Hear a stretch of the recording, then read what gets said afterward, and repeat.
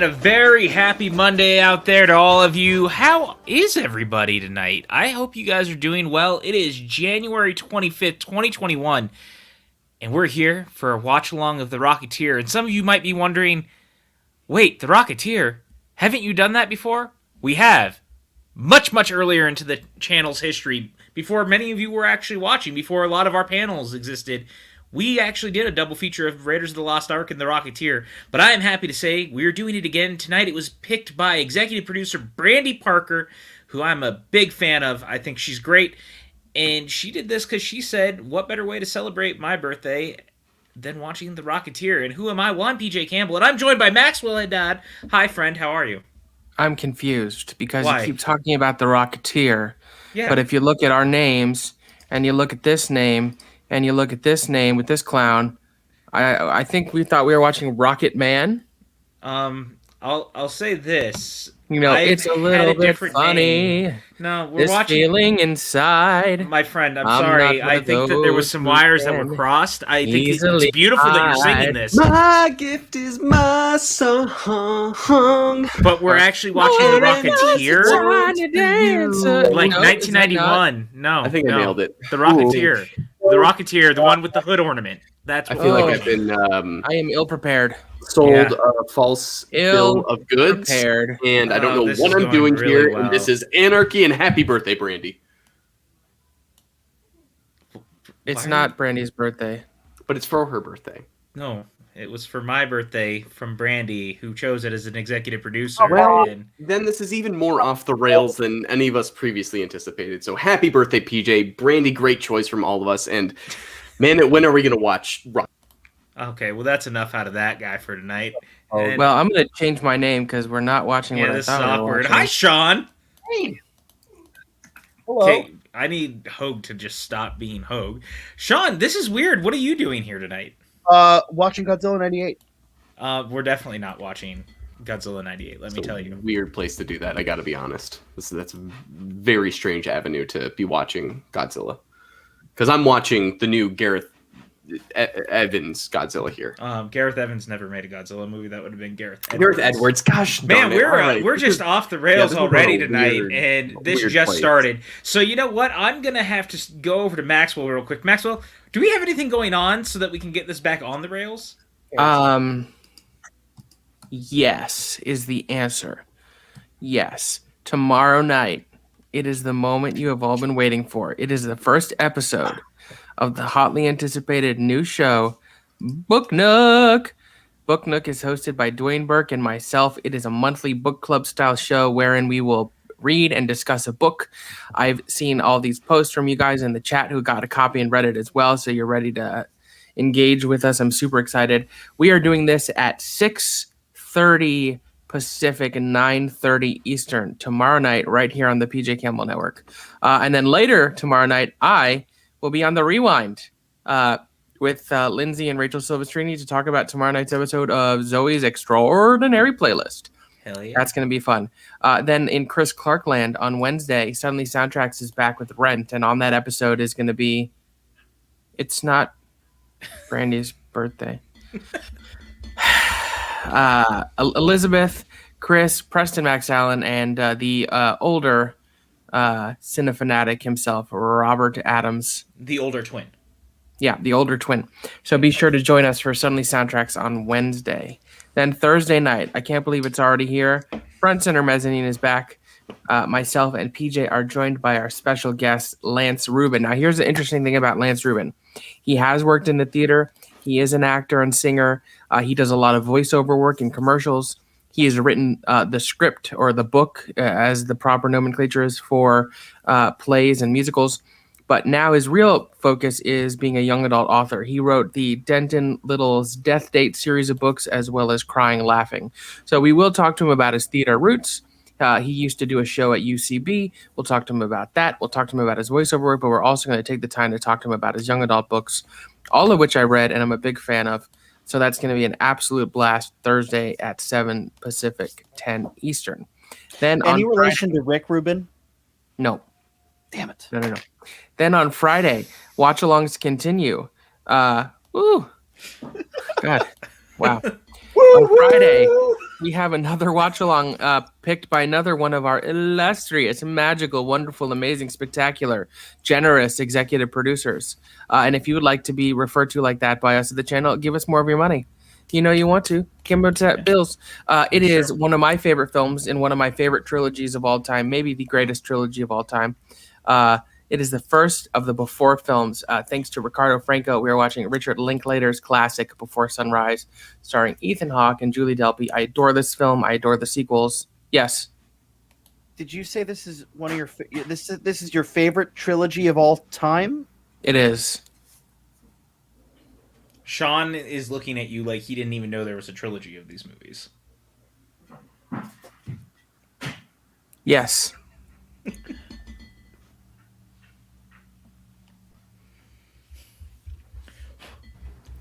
That's not how questions work. Sean, there are more trilogies than Star Wars. I can tell you that. Yeah, Lord of the Rings, Indiana Jones. There's 4 Indiana Jones movies, actually.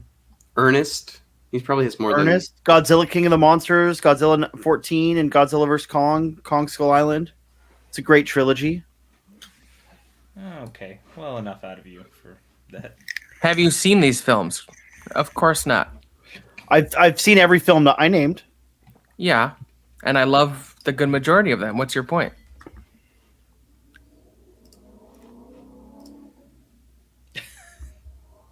That is correct, Sean.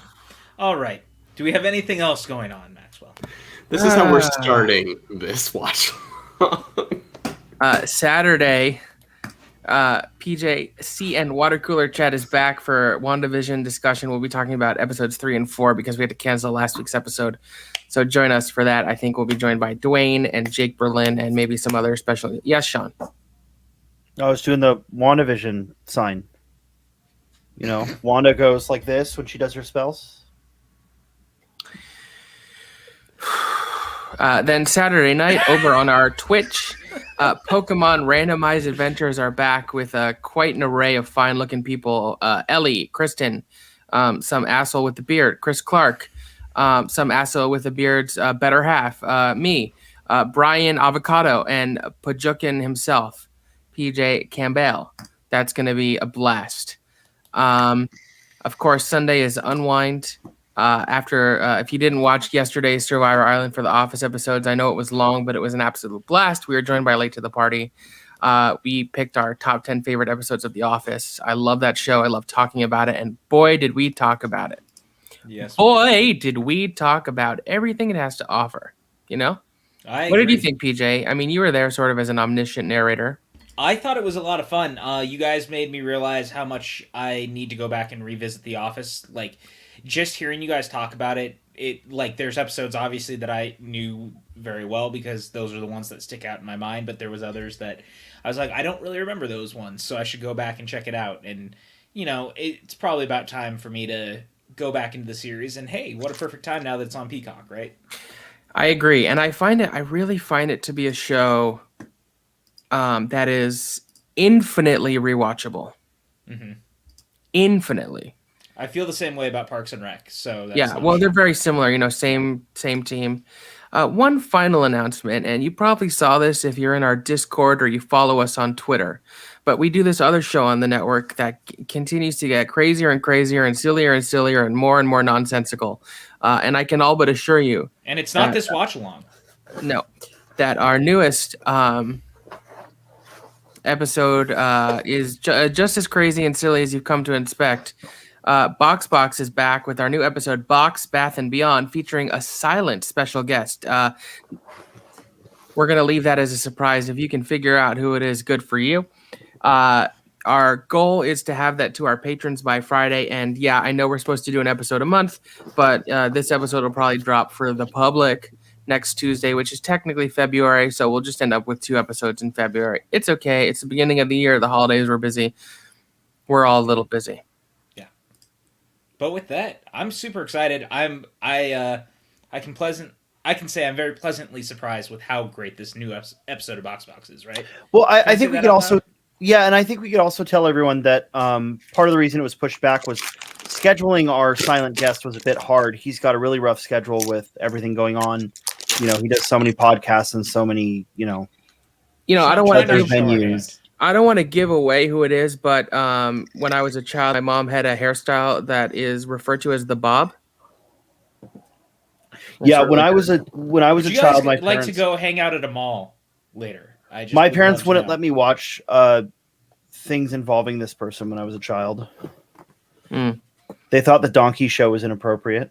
Well, I'll meet you over at RST Video later if that's fine with you guys. Anything One else? final note. We do have a Patreon. Go ahead and check it out. See if there's a tier that's right for you.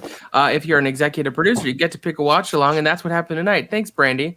And let's give a shout out to all our wonderful patrons, our executive producers, Brandy Parker, Brandon Buckingham, and Ricardo Franco, and our producers. And this list just keeps going, so bear with me. Anton Putra, Bedor, Chris Pokernoy, Jake Berlin, Mike K, Molly Damon, Patricia Carrillo, She-Ra Potato, Stephen White, the Youth Critic, and Tyler Birch. Thank you all Welcome so much all of for you. your We continued love you support. all. Welcome to our new patrons. We literally could not do this without you. So our love, our respect, our support. Without further ado, let's rock some tears. Yeah, I think that's a good call. I'm going to go around the table real fast before we start. Starting with Sean, what is your history with this movie, if you have any at all? What do you think, Patrick? I just thought I'd ask. So that's a no. No, I watched this movie about 6 months ago. I quite enjoyed it. I told you all about it. I live tweeted you while I was watching it, I think. Yes, a very cold reef. Yeah, I quite enjoyed it. I've seen it once. It was great.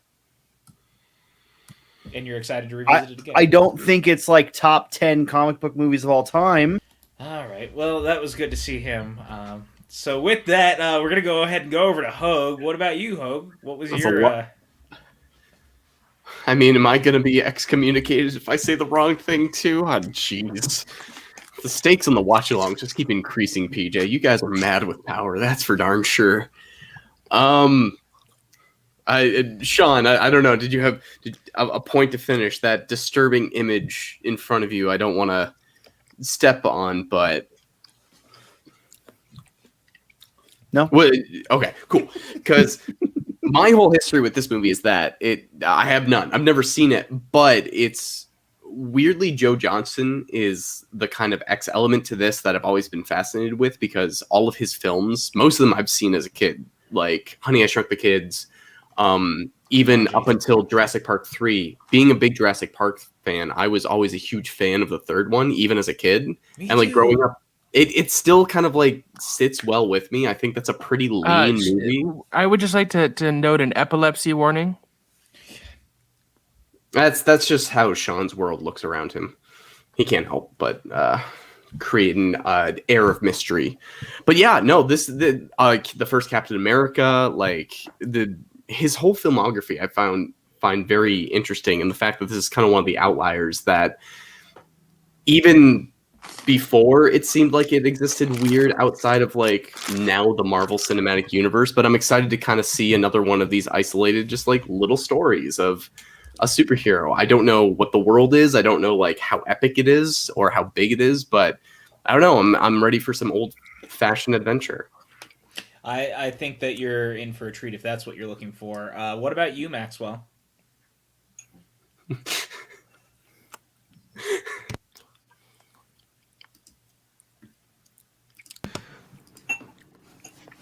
When I was a child, I loved this movie. I watched it on VHS constantly.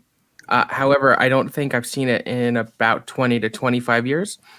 In my office, not this office, but like my work office, I still have a 12-inch Rocketeer action figure that I've had since I was a child.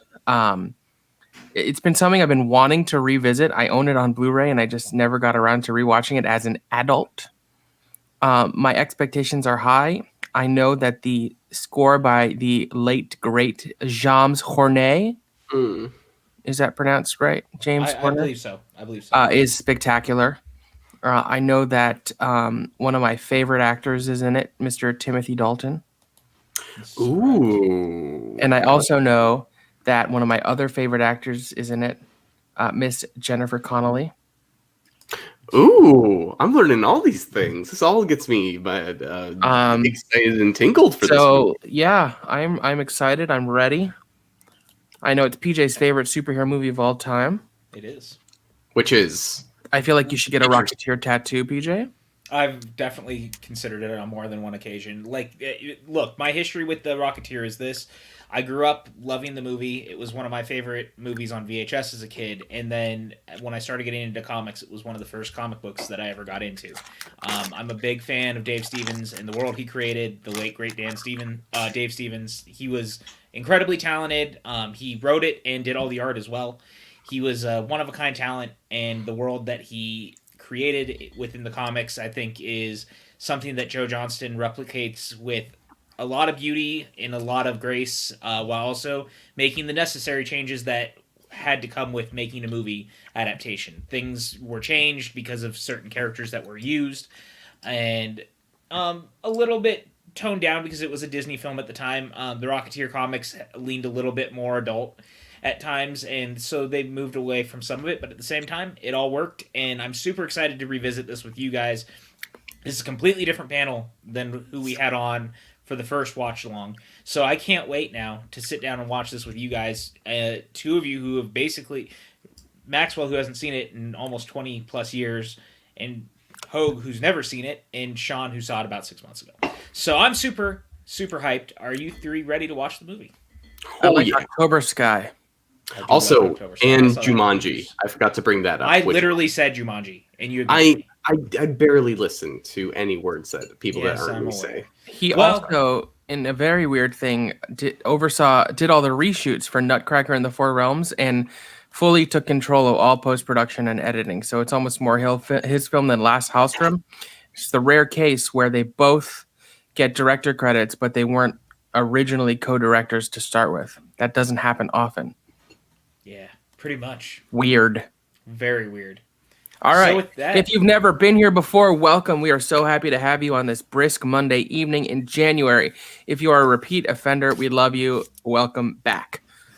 My friend over here, Mr. PJ, is going to count down from 5. He's going to go 5, 4, 3, 2, 1, play. And on play, not on 1, not on 5, on play, we're going to start watching The Rocketeer. It's available on Disney Plus. So whenever you're ready, Mr. Campbell, take it away. All right, guys, we're going to start this movie in 5, 4, 3, 2, 1, go. And right at the beginning, just hearing those notes, I love that they didn't use the castle. It's like the straight Walt Disney Pictures. Sean does have some serious, like, neon bisexual lighting going on. I don't know why that caused me to rub my nipples. That's my response to that, I guess. I am obsessed with the Art Deco font.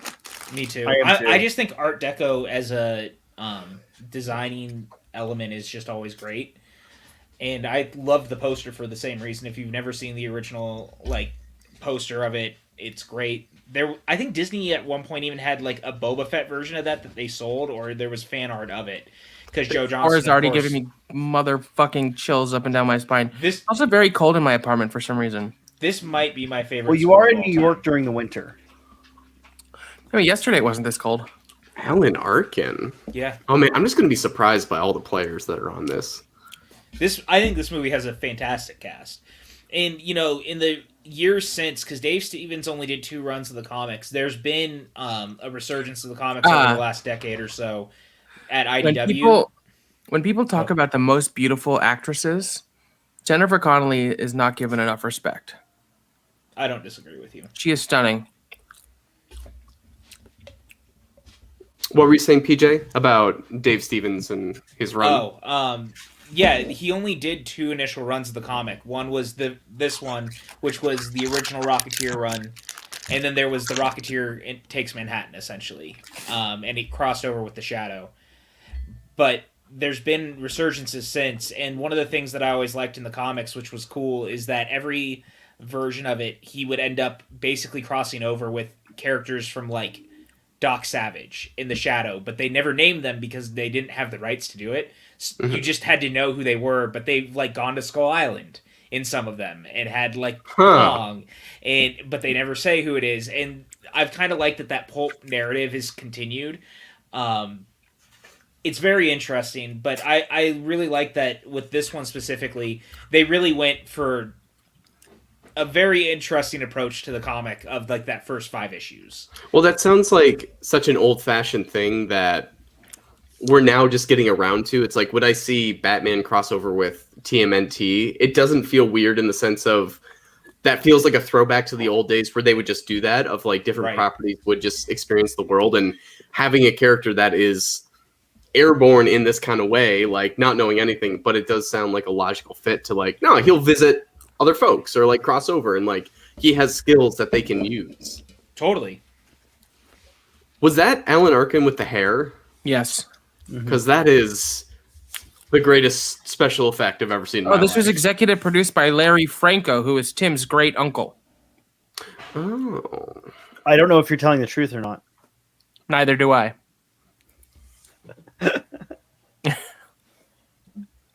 Look at that mustache. Look at that Good mustache. hair. It's like somebody came up with like a blow dryer and just like tufted him up and then ran away. Jen says Jennifer Connelly is the best Jennifer. We had a meeting and voted. I think that's fair. Miss Jen Kemp, you are the number one Jennifer in my heart. So if that counts for anything. Do directors count? Yeah. Because Jennifer Kent is pretty great. Yeah, I like the Babadook. Have you seen The Nightingale? I have. That was hard to watch. Yeah. It's tough stuff. Intense. Family romp, let me tell you. Alan Arkin looks so young in this. He looks like his son. Was. I mean, he is younger. But it's like, I mean, now it's 30 years old, which is crazy to think Is about. he still really 30 years old? Jesus. What, 1990? 1991.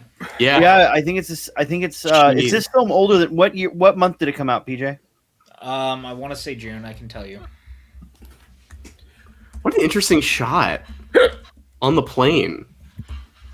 Yeah, That's Yeah, so. June 21st, 1991. this film is older than I am. Joe Johnston has such a good classical, like Steven Spielberg way of shooting films. Mhm. Like Yeah. he doesn't use shaky cam a lot. He uses very locked down, well composed shots. But he also loves these old fashioned kind of stories. You know, like that's why he's Campbell perfect. never became a big star after this. He mostly did TV work. Yeah. Well, a big part of that really honestly came down to, unfortunately, like the movie didn't do huge at the box office. It did respectively, but it didn't do enough for them to continue the franchise. And I think that because of that, a lot of that was laid at his feet, which I thought was unfortunate. I would like Disney to make still Rocketeerin'. I think that there's a great Rocketeer sequel to be had that you could do 30 years later with a lot of the same cast members. I love the Phantom. Billy Zane is the bomb in Phantom.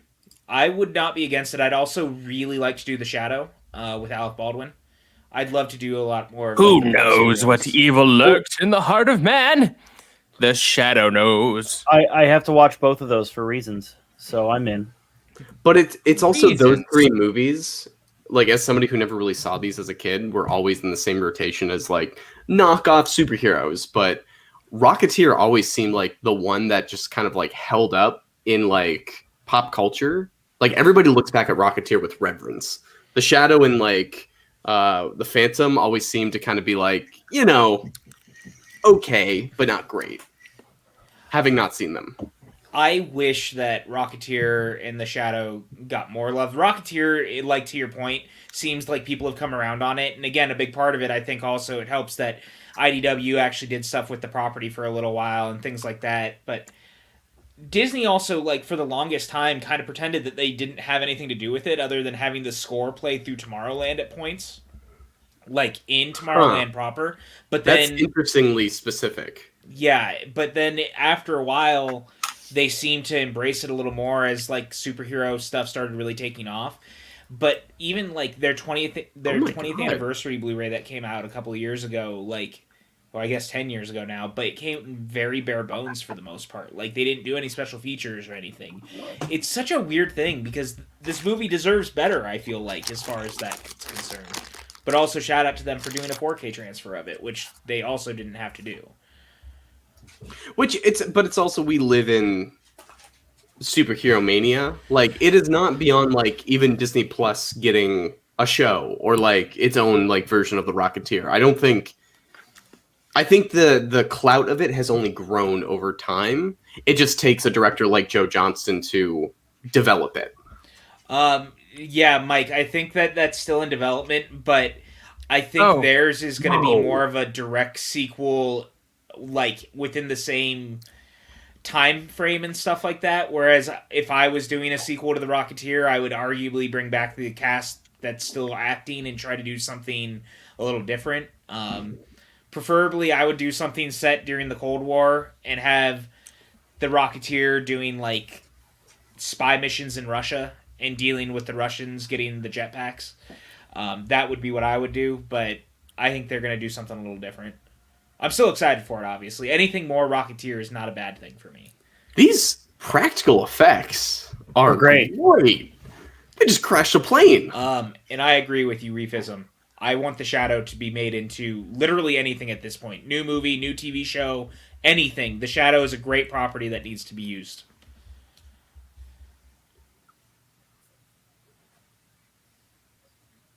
Well, and Chris, to Chris's point, a mature Shadow series would be cool. If you've never seen Darkman, please check out Darkman with Liam Neeson. It was directed by Sam Raimi, and it basically came into existence because he wanted to do The Shadow as an R-rated film at Universal, and they wouldn't let him, so he turned his Shadow pitch into Darkman.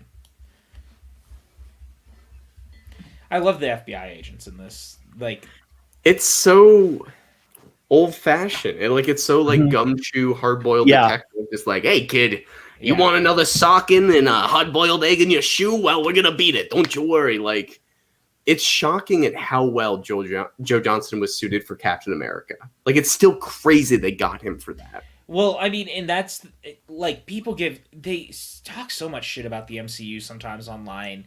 And like the directing choices and how all the movies are the same, and it's like that could not be farther from the truth. Like out the gate, because the first Avenger is a very different movie than almost everything else to that point in the MCU. And Joe Johnston was so perfect to do the pulp World War II serial because he got his start working with George Lucas and Spielberg on Indiana Jones. Well, and it's also the first Thor was definitely a Kenneth Branagh movie. Like, no mistake about that. It was a Shakespeare movie. Yeah, and it doesn't look like the other Thor movies.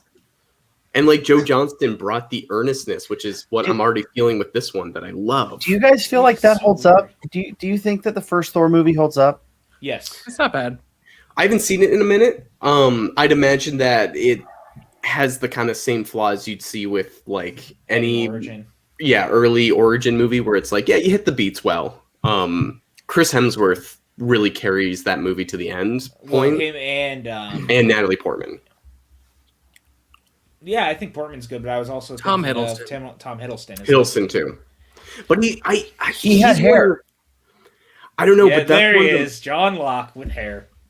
If you've ever seen Lost, and if you haven't seen Lost, you can don't tell me what I can't do. Correct. And if you haven't seen Lost, join us next week for our watch along of season 1 of Lost. I'll say this: one of the things that I find interesting about this version of Howard Hughes is he's such a laid-back version of the character. Like, he doesn't seem like the Howard Hughes who's completely gone off the rails. Right. Well, and he's such a fascinating figure because so many filmmakers have had their iteration that they've wanted to do. Like, Christopher Nolan has had a Howard Hughes script that he's called the greatest script he ever written, with Jim Carrey attached to act in it. And then Martin Scorsese made his version of it. And it's like, I don't know enough about Howard Hughes to know what's fascinating, but it seems like he's a fascinating guy. I love. What is that movie called? The Aviator. The Aviator. I love that movie. Yeah, it's a great movie. Yes, Brandy, I've seen The Aviator. So, what did Howard Hughes burn? Like plans for a secret technology? Plans for a secret jetpack. Well, rocket pack, technically. This main guy really. It's called the Rocketeer, not the Jetpateer. The Jet Pooter.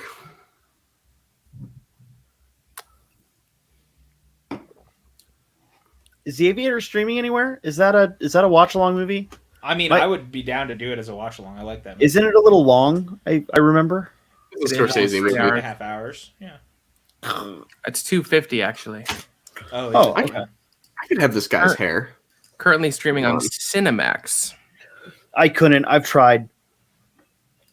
Like I could. Why do you think he's named Howard? Yeah. I think that I always thought that was like a very deliberate reference. Very intentional. I never considered that. There's a lot of that stuff when you think about it. Like it's all very deliberate. And here's what I like. So the villains, they decided to hide Hi, Jill. Hi, Jill. Can I get a kiss too? She can't hear you. I can't. Hi. Oh, hey, Adam Witt. What up, Adam? Oh, hi, Adam. Adam, we could send you the link. You can come hang out with us and watch Rocketeer. Does Pluto have a streaming service? Is it called The Orbit? But here's the thing I like about this. Like, with any good superhero, in a way, like, getting the power is always accidental, or getting the thing you need is always accidental. But I always kind of like that the way that it ends up in their life as the MacGuffin, and they, like, stumbled upon it by mistake. Just so good, man. And I love the design of the rocket in this. It's also always them doing something heroic or something adventurous, with the exception of Tony Stark. Yeah. I mean, but even in this one, for the most part, like, they're not doing anything adventurous or heroic. They're just flying the plane that they were supposed to be using, Like, yeah, but he's in a gun. Like, his plane gets shot at. He's following a car chase. But he wasn't involved in it. He just happens to be in the wrong place at the wrong time. Right. Or the right place. I love the sound of it turning off, by the way. It's such a weird thing, but, like, that little noise of it, like, going back down, just very cool. That was some good special effects mixed with practical. Like, they only had a shot of the digital jetpack going out. Mm-hmm. Oh, yeah. So is he just a guy with a jetpack? Like, is that his... Okay. Just a guy with a jetpack. I know. He's Don't a worry. Rocketeer. Yeah, he has his rockets, but what about our unions? I love the score right there, right after he clicks the belt, and it's kind of like... there's a little bit of danger to it. Well, and they almost just had a moment there. Like, it was almost romantic of, like... They were going to kiss. Well, the sexual tension between them is something else. Cliff is clearly, like, a little more excited, whereas Peavy is kind of like, I don't know about this, man. Like, he looks worried. But I do like that it's putting importance on the symbolism of the rocket, where it's like he almost has like a deep reaction to it. Right. There he is, T-Dalt. Oh, I love Timothy Dalton. What a handsome man. Come on. He's always so... Has he ever played I can only think of evil roles for Timothy Dalton. He was James Bond. was James Bond. John. No. He's done some comedy stuff. The past Hot Fuzz. Yeah. Him falling, not to spite it, but like him ending up the way he does in Hot Fuzz is my favorite thing about that movie. That's one of my favorite things of all time. I'm going to be honest with you guys. I did not realize he was James Bond. Are you serious? Well, he only did it twice. Only for two movies. I did not know that. Before Pierce Brosnan in the 80s. How do you feel about the Daniel Craig movies? Are you like a fan of what Daniel Craig was? I haven't seen all of them. So I've seen all the Brosnan ones. I've seen some of the Connery ones. The reason I ask, because Dalton's movies are basically what Craig's have become. His Bond was much more like Craig's, and audiences didn't really react to it at the time, which is why they moved closer to like Roger Moore, Sean Connery with Pierce Brosnan afterwards. I mean, I feel like he would have been a great Bond. He's handsome. He's charismatic. He was fantastic in the role, dude. He was so good in the role. Thank you. I just want to shout out the design for this room. I think Dalton's amazing. The design for this room is awesome. You're welcome. It feels like a villain, but like still kind of like a Hollywood 1930s aesthetic. And I love the Art Deco. Like going back to the Art Deco, like his whole parlor room here is Art Deco. Yeah. It feels like faux Egyptian, like the idea of someone fancy who doesn't understand like Egyptian mythology would design their place to look like. That's got to be uncomfortable. I also want to shout out Paul Sorvino in this. I think Sorvino as Ade Valentine is one of the great casting choices of a character actor to play any sort of mafia boss in this movie. He was someone that you could always count on whenever he popped up in something. I always thought he gave great performances, and I think him and Dalton are just like electric in this scene. He has one of those. Oh yeah, I've seen you before. Kind of, And he's got a great. He's got a great point. The way he points. Well, and the look in his eyes too, like just from the side when he's doing it, I think that's a part of it. And just that line of the "you'll triple my price," where it's they still kind of have the upper hand in the situation, you know, like. Who? Should I get a pair of riding boots like Dalton? Yes, 100%. As long as you get pants that go up that high. Well, no, they're just tucked into the riding boots. But they're like up past his belly button. Oh, gotcha. Oh, yeah. Matt, I forgot he was in Penny Dreadful, to be honest with you. I haven't seen that. Timothy Dalton's in Penny Dreadful? Yeah. I don't know Shoot. for how much of it, though.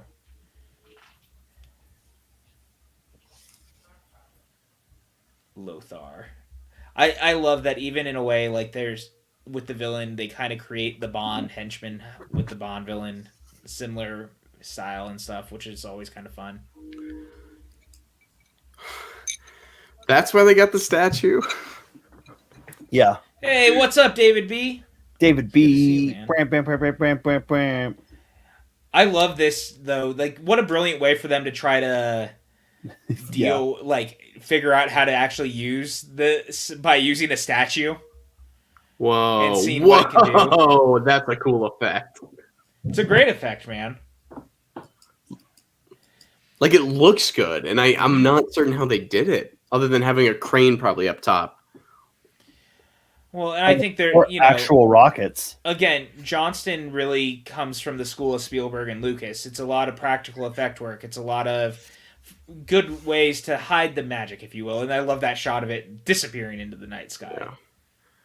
And also, this scene reminds me, and to shout out Max, something you brought up earlier, October Sky Oh, so is a good. great movie. And this feels like kind of ironically such a love letter to that as well. Yeah. You know, that feels like a weird like cousin to this because rockets and all of that. Reefism said, PJ is a horror fan. I recommend you watch Penny Dreadful. I will keep that in mind. It's pretty good. Yeah. Timothy Dalton has a huge role. Okay. And that was Eva Green and Josh Hartnett. Josh Hartnett, right. I really like it. I'll have to check it out. Chris, there is actually an animated Rocketeer TV series on Disney Plus. It was I think it's a Disney Junior show, and it's obviously made more definitely for kids. But if you Is it Disney are Junior? wanting to, it was Disney Junior. It's worth checking out. I've heard so.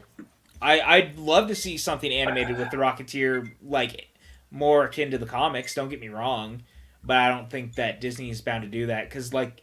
It was brought up earlier. They are looking at doing a Disney Plus sequel, and I can't get over Billy's cheekbones. Yeah. It looks unhealthy. Those are incredible, but also a little unhealthy. The cheekbones plus the jawline make him look a little skeletal. A little bit. I've never seen Alan Arkin this energized. He played Lincoln once. Abraham Lincoln? Mm-hmm. And he was energized in that? No, not Arkin. Billy Campbell. This is true. Gotcha. Billy Piper is in Penny Dreadful, PJ. Oh, is she? I didn't know that. Mm-hmm. Oh, Patti awesome. LuPone is in it. Reeve Carney. I remember it had a pretty good cast. Yeah, Look it's at good Jen stuff. Connolly in this, man. She's great. Jennifer she's Connelly. gorgeous. Yeah. This is peak Jen Connolly to me, in all honesty. What, you're telling me you haven't seen Snowpiercer on TNT every Saturday or I haven't. Sunday? Season 2 starts tonight. Yeah. No gentlemen after 6 p.m. That's a good line. I love that line. That's good. That's smooth. Don't if he tries anything, deck him again. What a great line, and she's a great character in this for.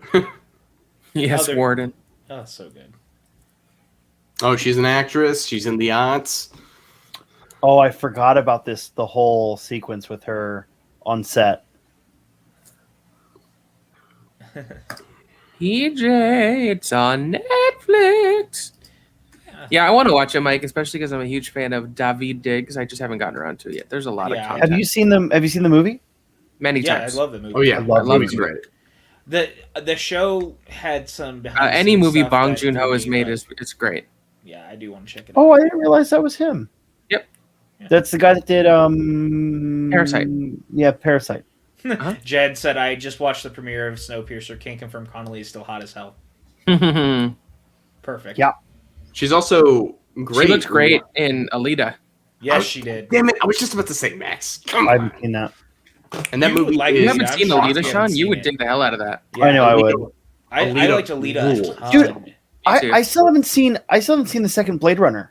Like, That also rules. Look, I think you would like Alita more than you'd like Blade Runner, to be honest with you. But I don't know. like Blade I love the original Blade Runner. Runner. Okay. both movies rule for different reasons, but man, Yes. they're both awesome.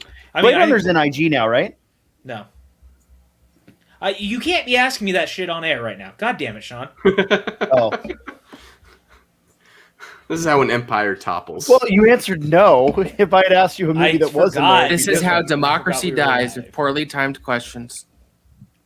Oh, Brandy, you need to see the Blade Runner movies. But Brandy, make sure you see the director final cut or whatever. Yes, the final doesn't cut matter. of Blade Just Runner. no, it doesn't matter. Just watch a version of Blade Runner.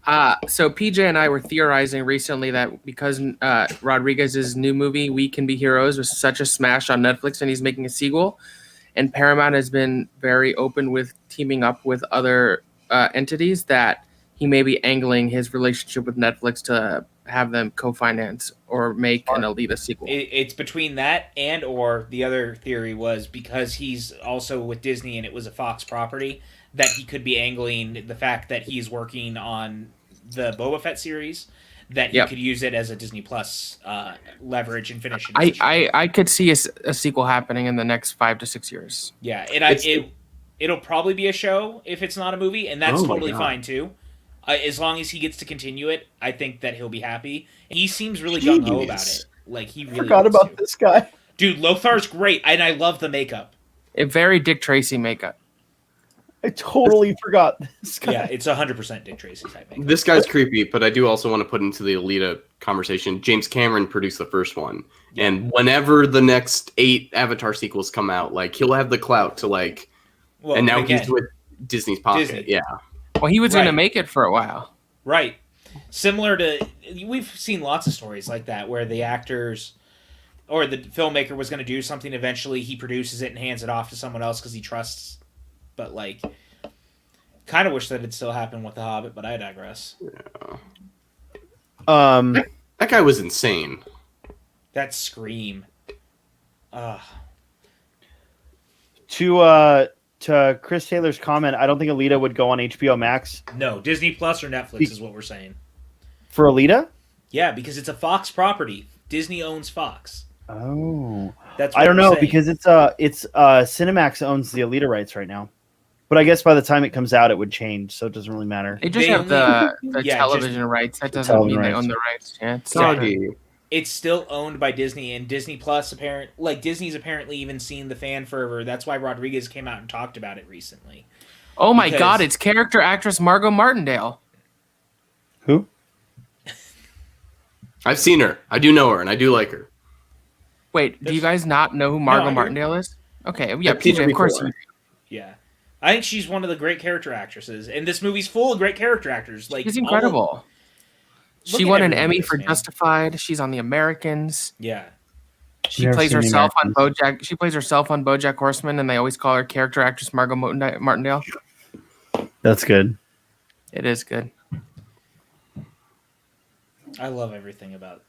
She is I in love the Bulldog Cafe my so favorite much. short in Paris Je t'aime.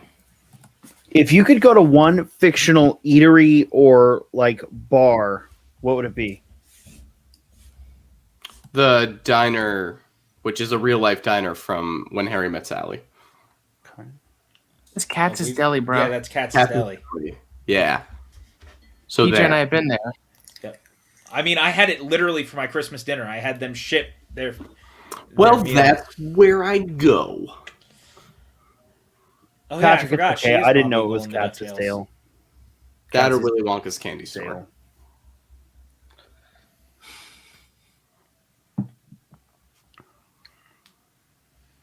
Yeah, Chris Taylor said Clark Kent's dad on Lois and Clark is in this movie. Yes, he is. Well, There. Brandy, the good news is only Hogue answered it. So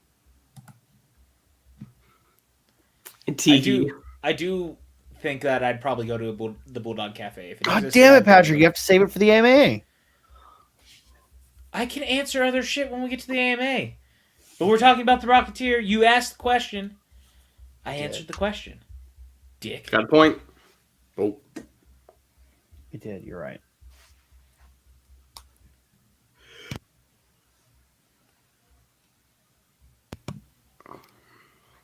No, Jennifer Connelly, no one make a fool of you. It's except always the hard when Star and Hulk. the communication's so important, guys. Let me tell you, communication's so important. Oh, PJ. I'll second that.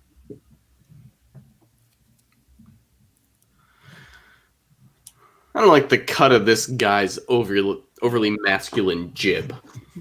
Overly chiseled jib. God. That jawline. I can't trust it. Mm-mm.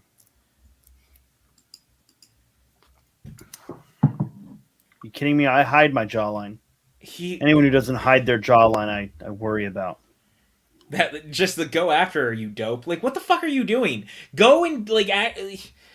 Well, no, pay for your meal as well. Oh man, she got on a bus.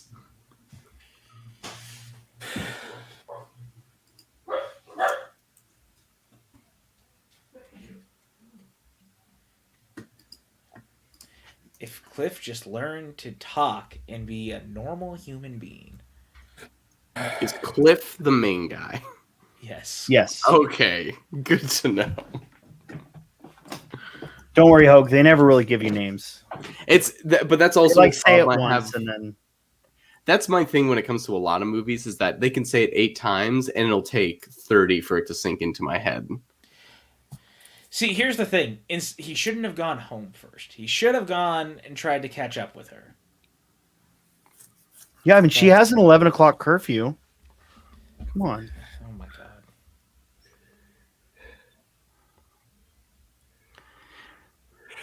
He does look 40. And she looks conservatively 21.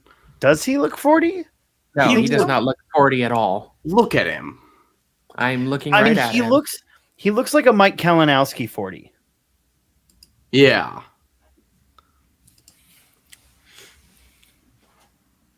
He was looks 32 picture- when he made the movie. So And how old was wrong. Jennifer Connelly? This line right here. You haven't had a date since 1932, Flora Maxwell. PB's face in that Aww. moment is the best. I love it so much. And it's actually a great moment for his character, I feel like. I don't know. It's just so sweet. Is he cutting a radio? Okay, I'm not gonna lie. James Horner is an incredible composer. This score slaps. already. But this theme right here, he basically redid it for Titanic with like one note difference. Not wrong. It's like the same score.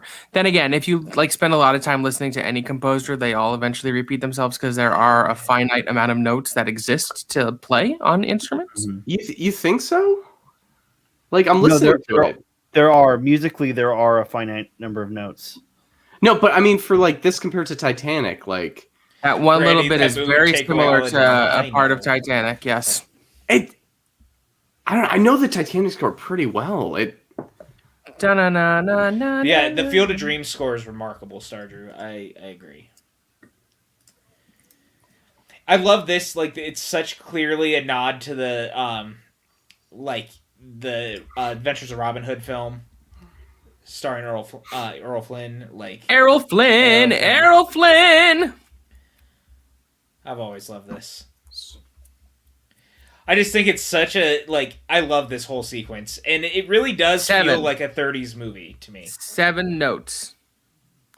1, 2, 3, 4, 5, 6, 7. Now do it with all the sharps and flats.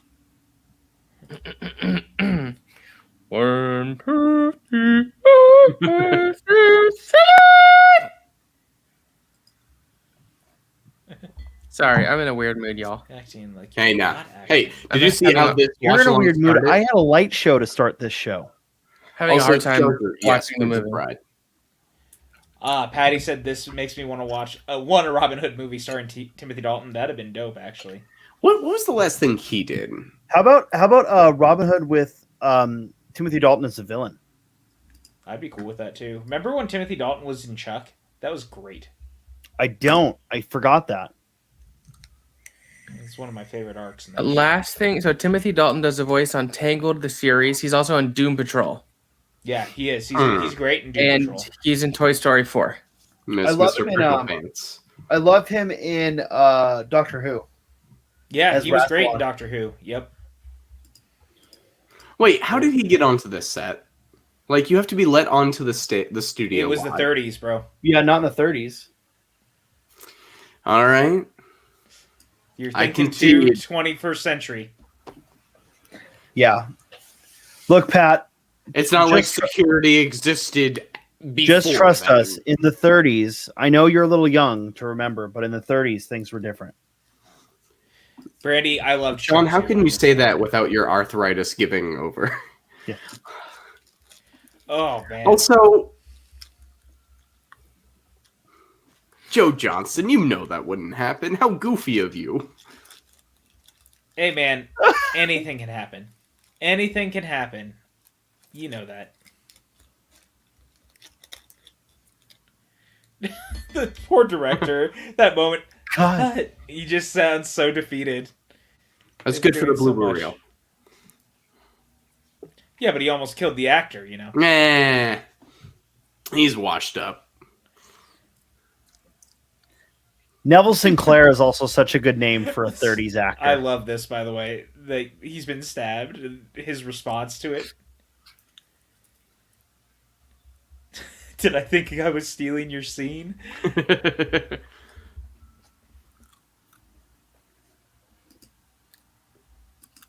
So did he stab him on purpose? No.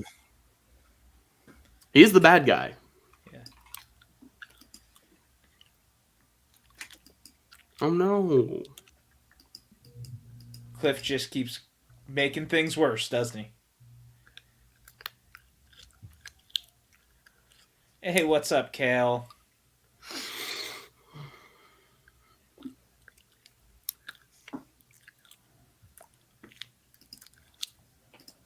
And I do agree with Mike. Everyone, please watch Doom Patrol. I do think Doom Patrol is really excellent, and I think Dalton's like so fantastic. in it. Hey, Patrick, have you watched the Harley Quinn series yet?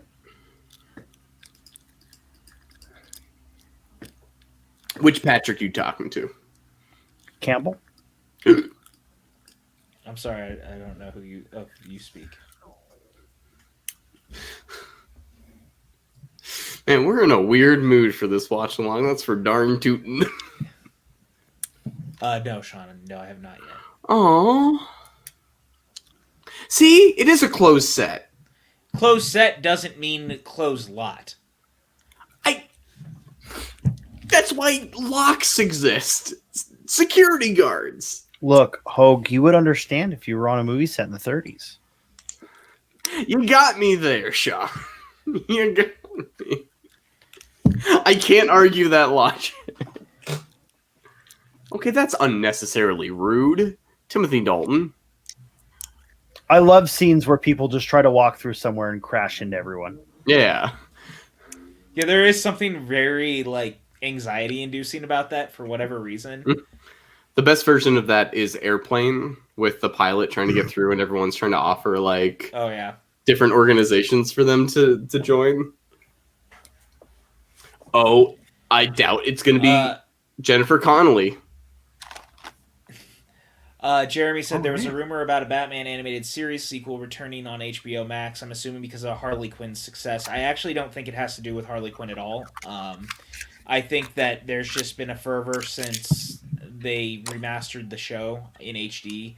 like fans have been asking for a while. They kept kind of going back to it in different ways when they did like Killing Joke and they did the Harley Quinn movie. That like they would bring those people back who were all involved, but it was never like a direct continuation. And I think people are hoping that they'd see something like that, and so it just kind of felt like.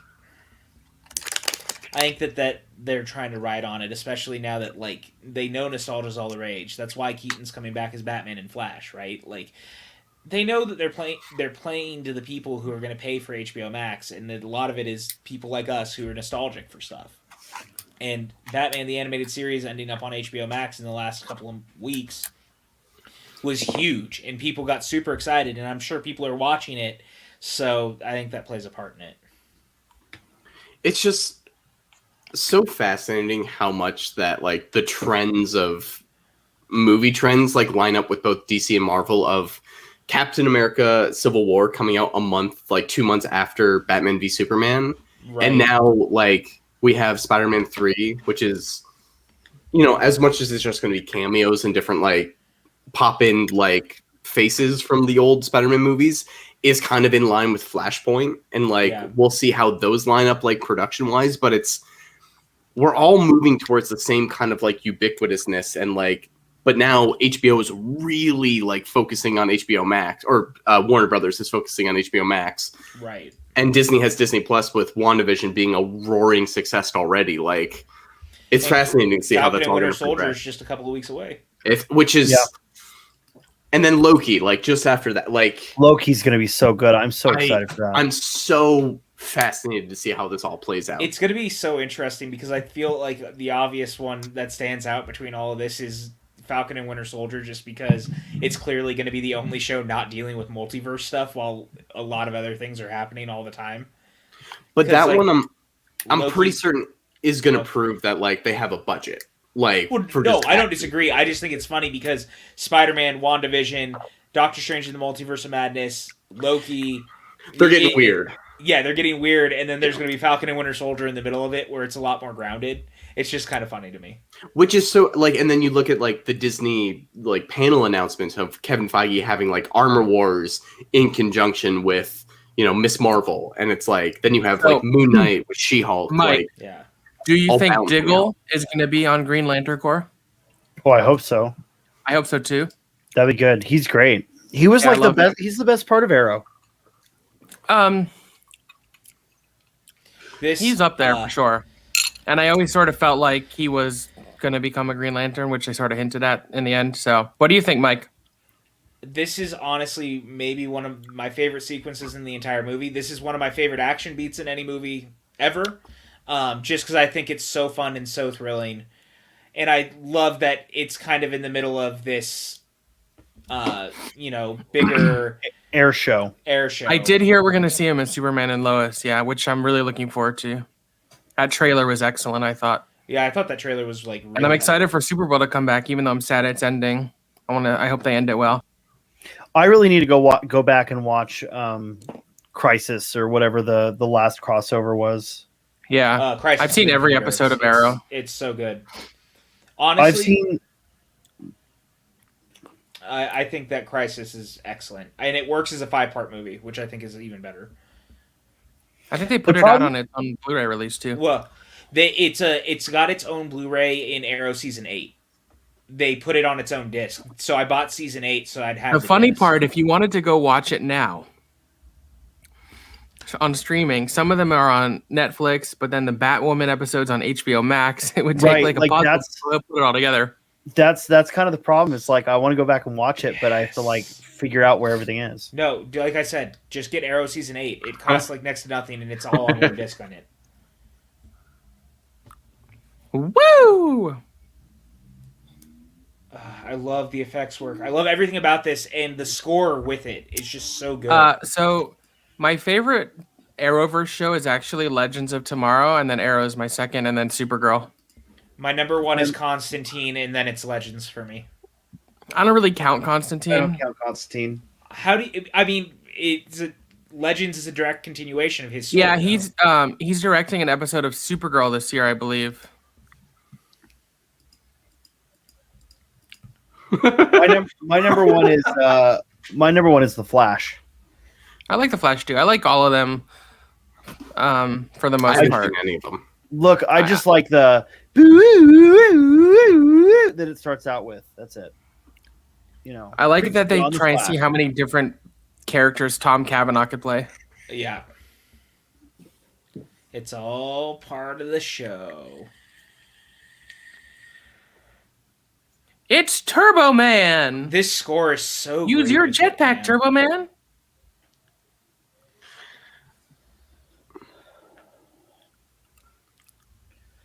Would you want a live action Turbo Man series?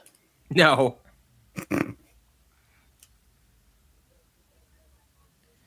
Why not? Brandy, I also like Grant Gustin. I actually kind of wish he was going to be Flash in the movie, if I'm being honest I with you. definitely wish he was going to be Flash in the movie. I met him in late 2019. He was quite nice. I bet he seems like he would be really. He was at a party I was at for a thing I did. What a great... the crying, it's all part of the show, realizing that he just lost another plane and all the gasoline. But The what score a is so good. It is, and it makes the sequence that much better. But I actually think for a '90s action sequence like that, it's so thrilling. Totally. Look, And, if the Flash movie is Flashpoint like we think, and there's no reason why they couldn't bring in Grant. He's going to be in it, I think, because truth be told, and Hogue, we'll come back to what we were talking about. No, yeah. I mean, if you've seen Crisis, obviously the two Flashes meet. And I think we're going to see that sequence play out, essentially, but from, a different, his point of view, essentially. Because we see it from Grant's point of view. I think you're going to see it from Ezra's, like, what's going on as he's going through these universes or whatever. But what were you going to say, Hope? PJ, to your point of, like, this doesn't feel out of place with something like in Iron Man. Like, I am kind of, like, dumbfounded at, like, this released in the 90s and feels kind of so contemporary. Like, some of the effects are a little dated and, like, that kind of thing, but it feels so tactile in a way that, like, probably the Shadow doesn't feel like this, or, like... I don't know, dude. I think the Shadow's got some, it's held up a lot, in my opinion. I haven't seen them, but, like, this feels like it could be Generation 1 Marvel. And I mean, that I agree with, yes. Well, yeah, it feels like you can put this right with Captain America and Iron Man. I always said that I thought it'd be fun if Marvel bought two things. I wanted Marvel to buy Rocketeer, and I wanted Marvel to buy John Carter, and then to merge both of them into the MCU. And that was my way of being like, and then maybe we could... Because John Carter was a Marvel series at one point in the comics. And so I was like, then I could maybe get my John Carter sequel. You just tie it into the MCU. But it never happened. Patrick and I had a nice long conversation about John Carter today. We did. I like Ew. Is there going to be a spinoff to Arrow? Unfortunately, no. The spinoff got canceled, right? Or it was in development, and they decided not to pick it up. Yeah, which is a shame because Cat McNamara is awesome.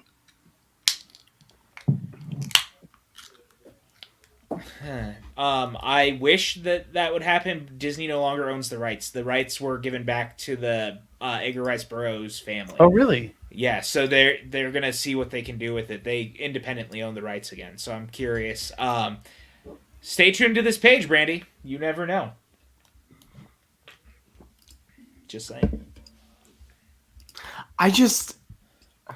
Go Alan on. Arkin. I'm just astounded at the role he has in this movie.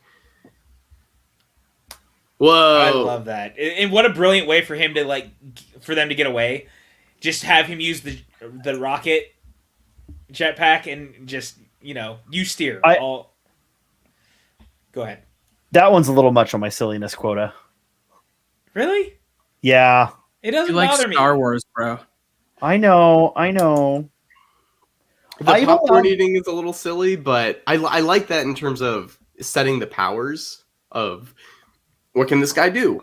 Let's test like a couple different things while we're here. I'm allowed to have diverse opinions. Yeah, No, you better agree, or I'm going to come to your house and I fracture kind you. of like that he names him the Rocketeer, and that very much reminds me a little bit of Spider-Man 2 in the naming of Doc Ock, where Jay Jonah is the one who names Doc Ock. Dr. Octopus. Haha, I love it. Doctor Strange. No, that one's taken already. Pretty good. Which, by the way, That's how pretty good. funny is that the Doctor Strange thing is in that movie, and now he's directing Doctor Strange. PJ, I haven't come to terms with it, okay? It still blows my mind. Hold on. Sam Raimi's directing Doctor Strange? Two. Yeah. Did you not know that, or are you trolling? No, I legitimately didn't know that. Yeah, Sam Raimi. Raimi's directing Multiverse of Madness. Holy shit. Right? Which is like absolutely perfect because they've said it's kind of Marvel's first horror film on top of it. So That's fucking perfect. Like half of the director announcements get me like jazz, like Chloe Zhao doing Eternals, and then they have stuff like John Watts doing. My apologies, by being stupid. But then like John Watts doing like Fantastic Four. I'm like, okay, I hope he had a good pitch. I mean, Oh, no. I think it's very obvious that he had to have a great pitch, but he's also been trusted with 3 Spider-Man movies to this point, and I think that's a part of it. Is that remember. Similar to Spider-Man, which was its 3rd time being rebooted, this will be the 3rd time that Fantastic Four has also been rebooted. I'm just a little surprised just because Peyton Reed, even like years before Ant-Man, was dedicated to making a Fantastic Four movie. So I was a little surprised that he didn't. Absolutely, Mike. Yes, Mike. No 100%. doubt. There's 100% no way he's not in it. Don't even be shocked. Like, honestly, they might be able to get away with it if they wanted to, but like, I would not be shocked if one of the multiverse ones is the Marvel Zombies versus Army of Darkness. Don't even, PJ. Don't even tease me with that. I was gonna say I could see them actually putting him in there as Ash. Yeah, that's what I'm saying. Wow. Like a quick shot of Ash versus the Marvel Zombies. That's all. Who would they have to pay to do that? I think Stars. I think Stars owns everything now. Oh no! This guy against Alan Arkin. Jesus. I love that. Chris, the Doctor Doom, but it's a female, is something that we have actually talked about privately. I think that Vanessa Kirby would be a fantastic Doctor Strange. Oh my god. I love this sequence. No consideration for like boundaries. I love the prosthetic work on his face, by the way. Like yeah, I think it's great. I think it looks cool, and it looks like a comic book character. It feels appropriate. Yeah. And it also feels like Red Skull like training of like, okay, you're gonna do Red Skull later. And this dude is like huge in real life, which makes it that much better because there really is that intimidation factor. Like seeing anyone like that's walking down a dark alley, I would probably lose my mind, to be honest with you. I've made you all superheroes. This guy. I mean, I wouldn't call myself a huge Sam Raimi fan, but that's got to get you excited, right? Like at least more interesting than like Scott Derrickson doing it. Well, I traditionally don't like horror films. I also traditionally am not a big fan of the original Raimi Spider-Man movies. Can we get Sean out of here? But I love that he's on this panel. PJ, Max, you guys have veto power. Oh, thank God. Do I feel better? I guess it's just me now. Okay. Well, that's going to be a thing. Love this. I like this whole sequence. I think that this is beautiful. The bad taste guy. Okay. And there's... Okay, everyone's back again. Hi, everybody. I love that. And Clark Gable. Just walking by. No big deal.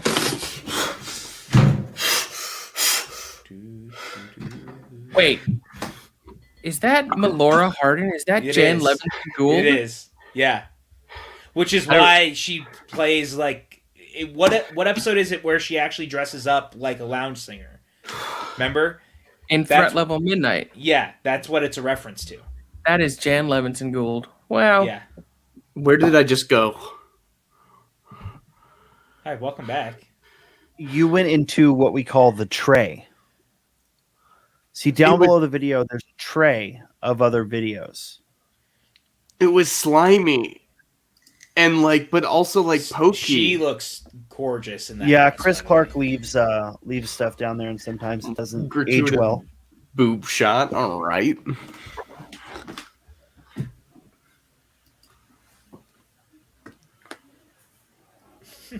Scram! Get out of here, Scram! My little kumquat, I am fully prepared to listen to your life story. I love the entire look of this nightclub, by the way. I think it's just so beautiful. The Art Deco style is amazing. Oh, it's so good.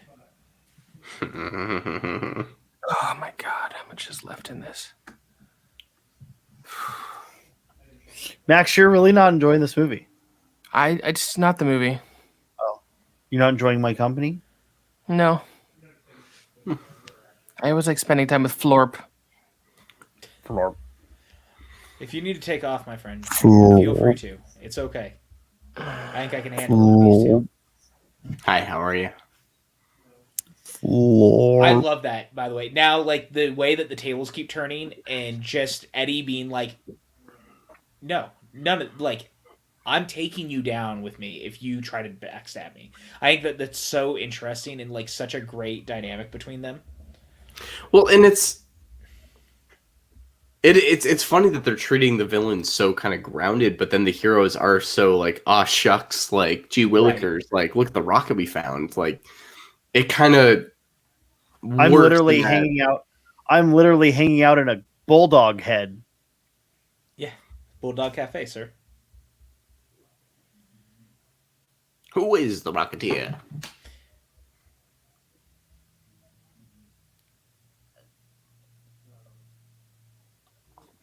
Oh, Alan Arkin with hair. Who knew? Well said, Chris Taylor.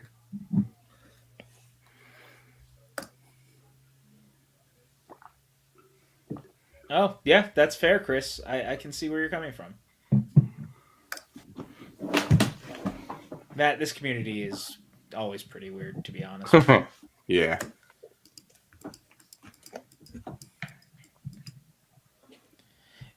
I can't state enough. I think this movie is just full of such great character actors, and it just makes it so much better because it's just populated by people that you recognize from so many different things, and yet every single one of the characters is great in such different ways, and I think it makes it special for that reason.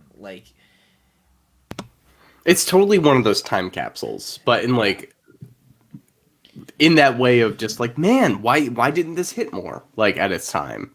And maybe it's ahead of its time. I think that might be kind of I its think main that's issue. Totally accurate, to be honest. Well, I think I'm going to put this on a t-shirt.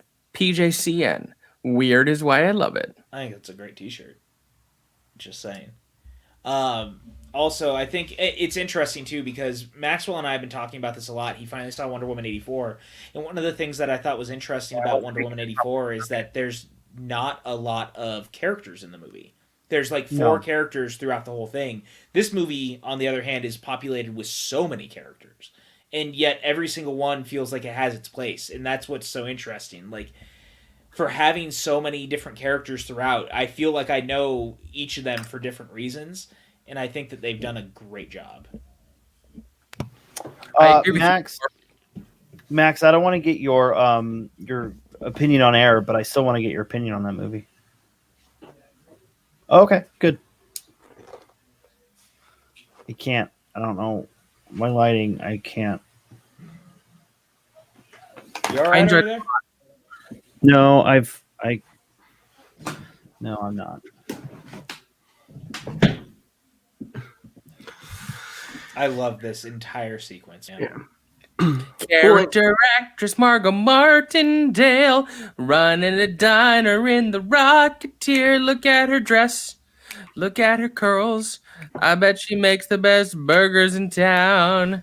Oh, rude. Yeah, And now what they're are a gun. These dudes just coming in here and just trying to wreck shop to get information. Like, Rude. But like, and PJ, to your point of like, yeah, no, I buy like just from like Jesus, the few scenes they've set up of like, yeah, this diner would defend him and like would kind of put themselves at risk because this. They should open a Bulldog Diner at Disney's Hollywood Studios. I think that'd be amazing.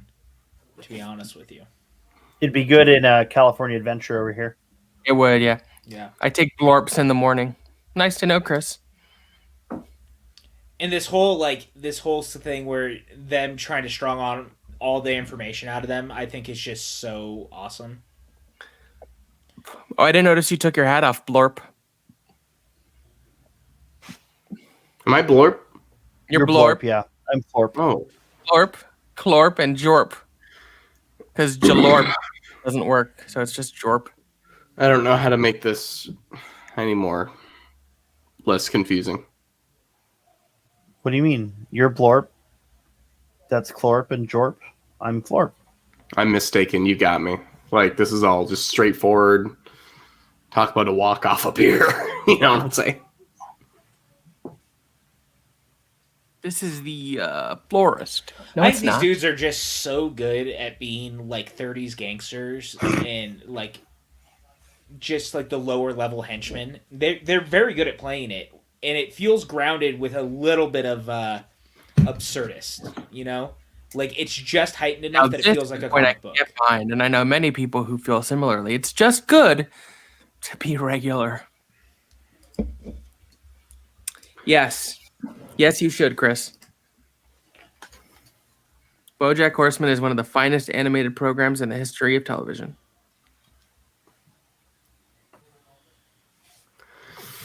See, now this is an interesting dynamic of now I think Timothy Dalton is playing a fast one on the mob. Yep. Also, that guy's nose was fake, right?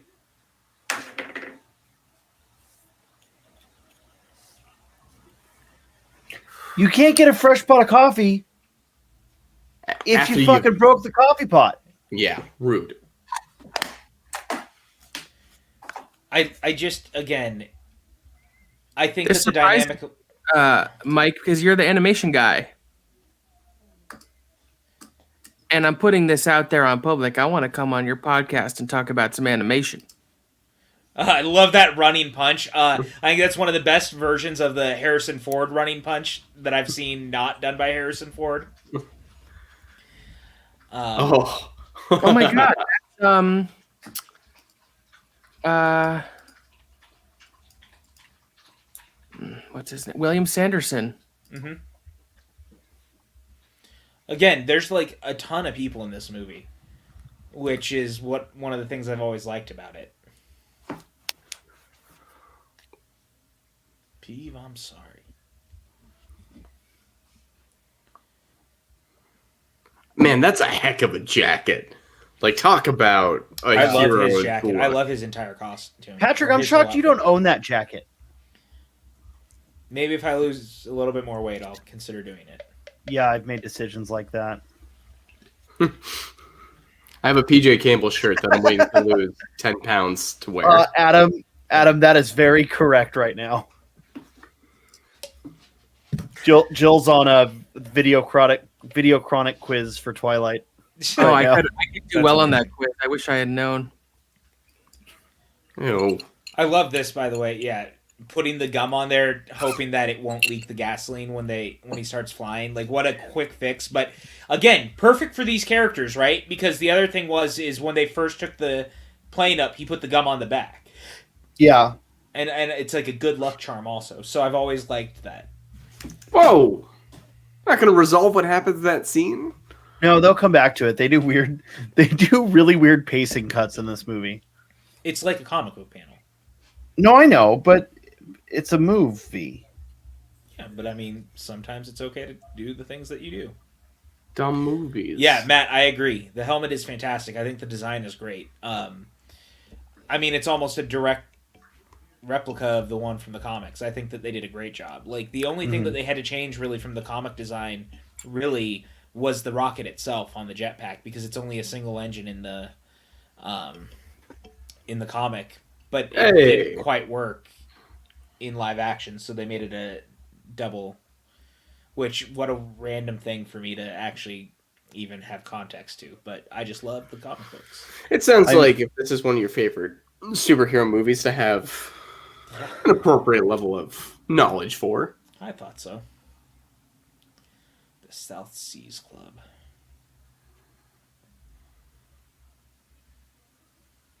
I mean, I've got I mean, that's normal.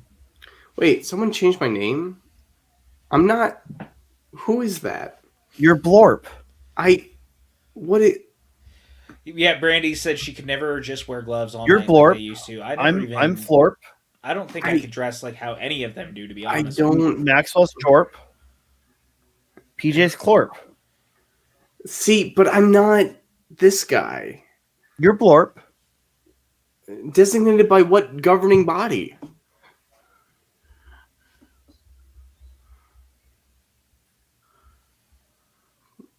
Oh man. Chris said PJ is just being nerdy. It's cool.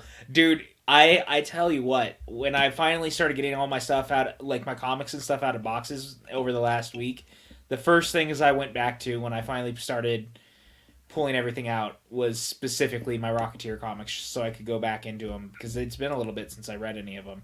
Like, there's a Rocketeer arc that was 4 issues where he met the Spirit, which was awesome. There was another one where he actually kind of goes up against Cthulhu and Scientology, which is what? Yeah, it's like there's like a whole Hollywood cult in the 30s that he gets like involved in, that he's trying to stop, and there's like a Cthulhuian type presence. It's remarkable. Okay, wow. They get the comics get bonkers. That's awesome. Patrick, I still have a box of your comics, by the way. I know you do. I got some new comics today. Ooh.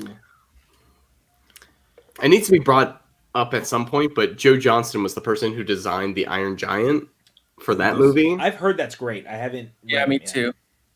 I'm excited to read it. Woods. Joe Johnston also helped design Boba Fett. Yeah. And he wanted to do a Boba Fett movie for the longest time. I'm hoping he gets to direct an episode of the Boba Fett series. I bet he will. Yeah. That is Jan. Holy shit. I said that like 20 minutes ago. I know, but like seeing her again, I'm having my own. All right, Clark. Chris, stay tuned. Sean and I have already been talking about some stuff, Dresden-wise. It's not going to be Book Nook. It's going to be the Dresden Files. Oh, Brandy, you've never seen Iron Giant? Oh, it's so good. Prepare your tissues, Brandy. Yeah, that movie is remarkable. It's in the conversation of all-time great animated movies, easily. I agree. I'm really curious if Brandy's going to like the Dresden Files or not. Because Brandy was the one that had some complaints about the original Bond movies, right? Yeah. So I'm worried she'll have similar complaints with Dresden. I'm worried you'll have similar complaints with Dresden too, Max. I've read the first couple.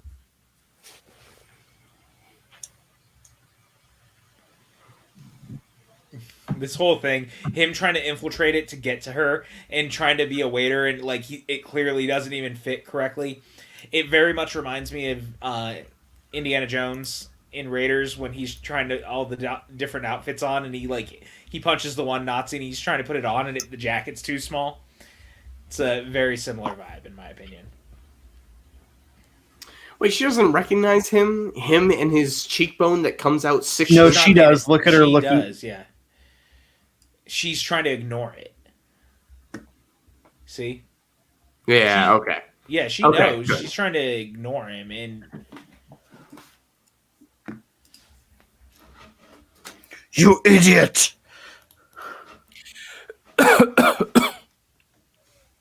Oh. Chris Taylor, strap in. Timothy Dalton, he has such a good screen presence. Dalton's He needs to do great. more stuff. It's why I thought he was so brilliantly cast in Hot Fuzz.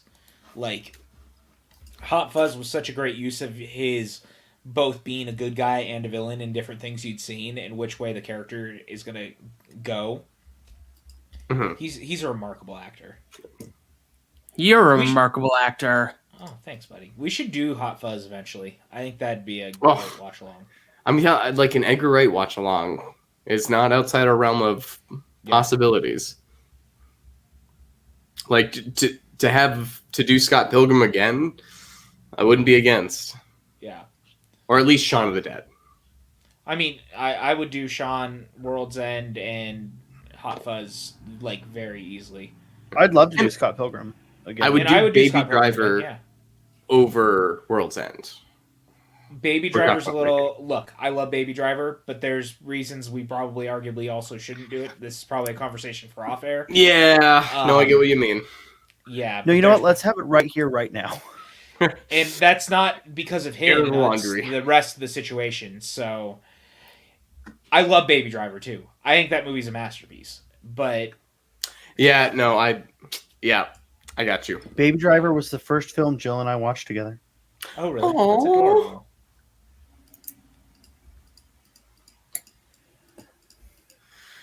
God, two attractive people kissing. Come on.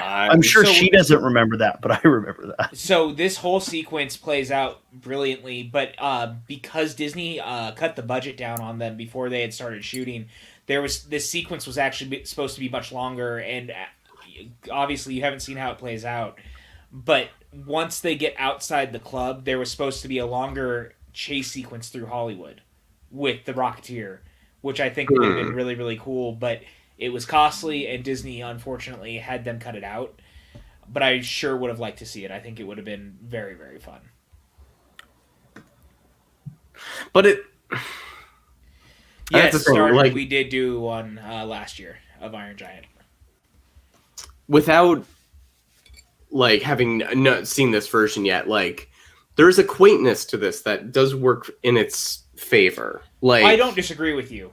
yeah, It's almost better that way, but I can but I also get, like yeah. especially since the only other really big action sequences we've seen have been in kind of like rural areas, like with empty fields. Like to see one in a city, especially Hollywood, would be a Old nice Hollywood, change yeah. of pace. Yeah, it would have been very cool though, I think. Like this idea of the 30s cars and stuff underneath him in the, seeing him go down Hollywood Boulevard could have been fun. But you also have to think, a 1930s Hollywood Boulevard, you're going to have to do a lot of prep work and stuff to make sure that that looks right. And at the end of the day, I don't really blame them, but it would have been very cool This regardless. guy's a monster, like a literal Yes. Frankenstein. Whoa. This is such a great...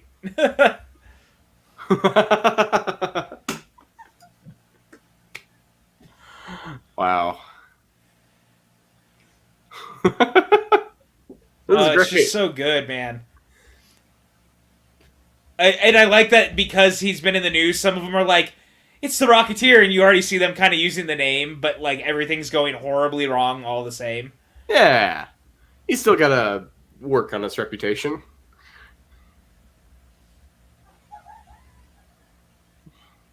There's just a woman in the water tank. Yeah. Yeah.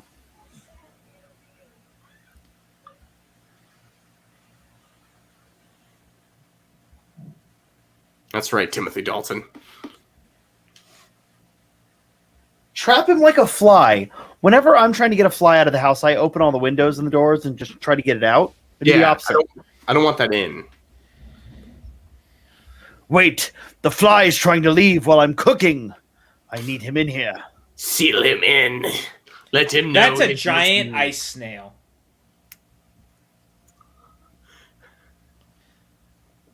Like, someone made a giant snail out of ice. That was a production designer's month right there. Yes. And then they beheaded it right away. That Tommy gun, huh?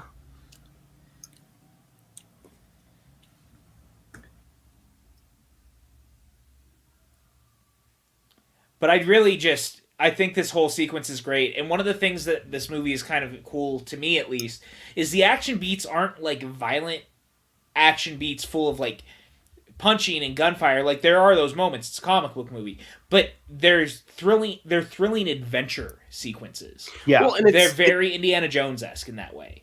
and it's using the tools, the unique things they have to their disposal to like orchestrate the action around. Right. But that's what I've always liked about it, is it's like the movie itself is... So this would have been it, is that once he gets out, that's where it would have become a sequence through Hollywood.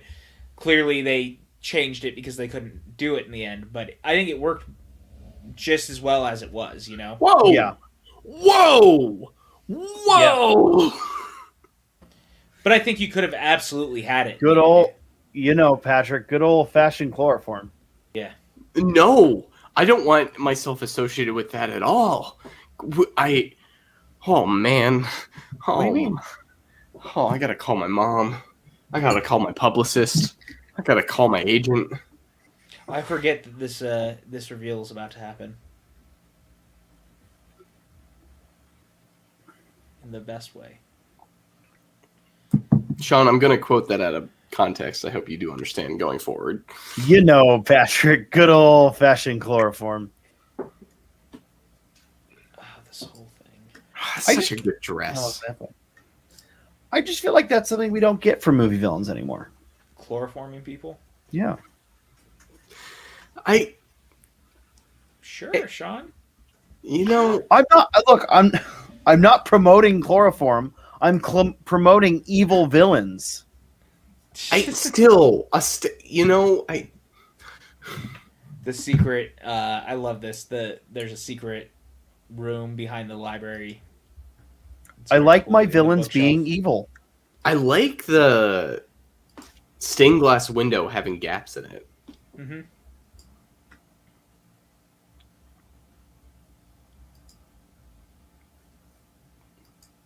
PJ, have you seen Sing Street yet? He's just going through all the old Oh. banners. Oh, he's just causing anarchy.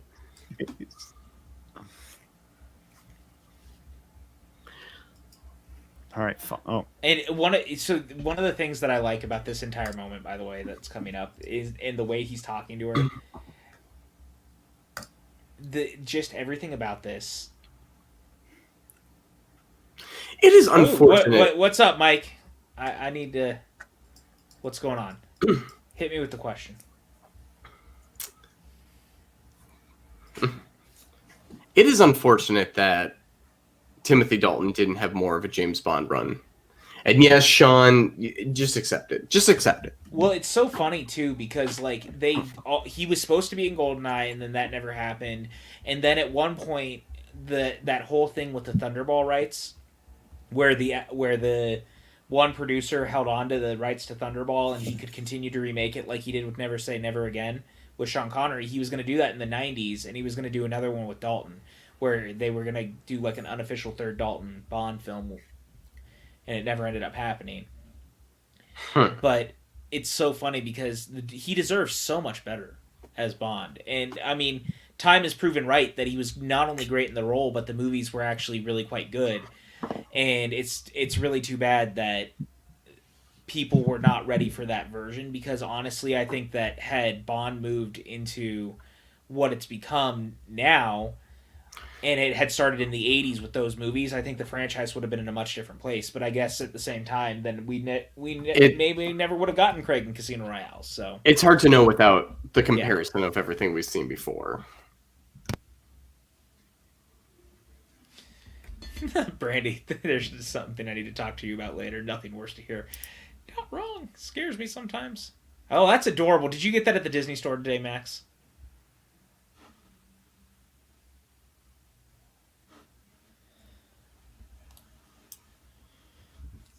I shall return momentarily, gentlemen.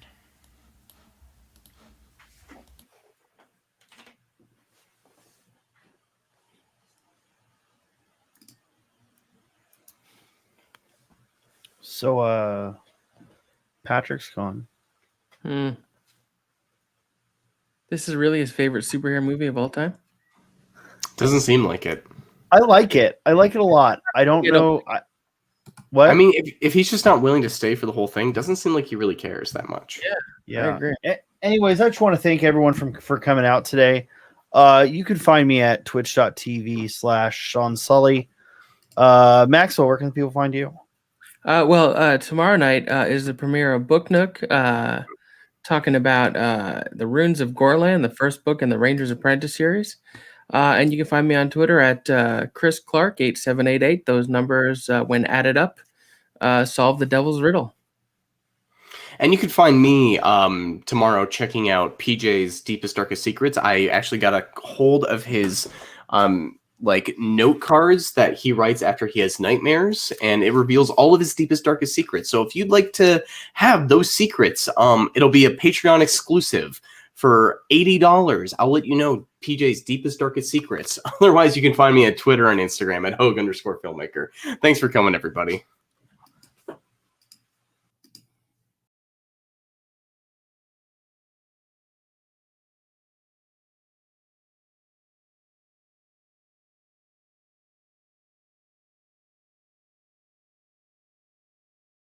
Can I just say I feel bad because we actually have viewers here.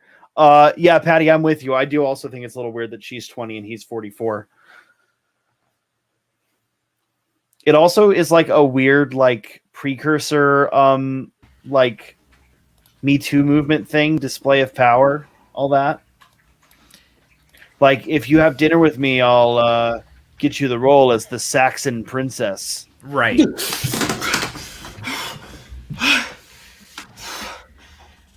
Where do you keep putting me?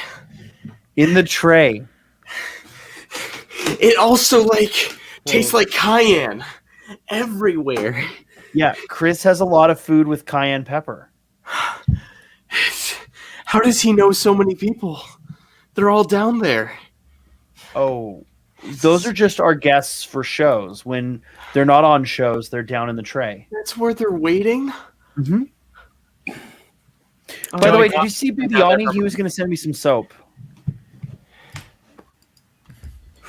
Jennifer Connelly, what a beautiful This lady. right here, that reveal is so excellent to me. And I've always liked it. The Nazis. That Nazis. Neville Sinclair is Nazis. Why'd it have to be Nazis? I hate and then these him guys. opening the door. Oh, what?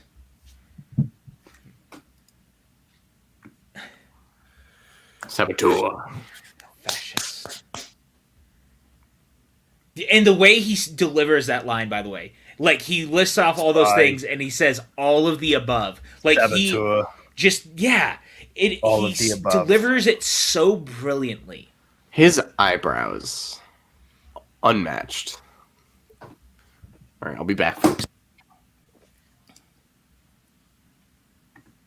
I think Dalton is just so remarkably good in this movie, and I love it, man. And I think that whole reveal is just so perfect. Him being, not like a Nazi sympathizer, he's actually a Nazi. Like, fuck that. Does Hogue know that he can turn his camera off? He likes the little dude, and we let him have it. Man, you guys kind of just let anything happen on this channel. Yeah, I mean, that's kind of what we became known for, right?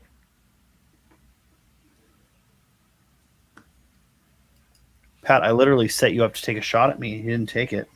A little What do you want me to disappointed. take a shot about? I'm not going to take a shot at you. Will you take a shot with me? It is your birthday. I mean, I'll take a shot with you. Okay, what are we taking? I mean, I've got my whiskey. Looks like someone needed to take a blorb. A blorb. Blorb, blorb, blorb, blorb, blorb, blorb. They might say, Hail Hydra. All right. Well, I wish I had a shot glass up here. to those of you in the chat, if you'd like to take a shot for, here at the PJ Campbell Network, we like to. We condone all usages of alcohol and or legal weed.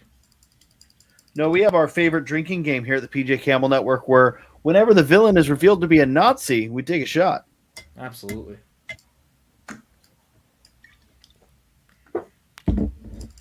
Let me tell you, Oh wow, you can like really just drink this straight out of a bottle, can't you?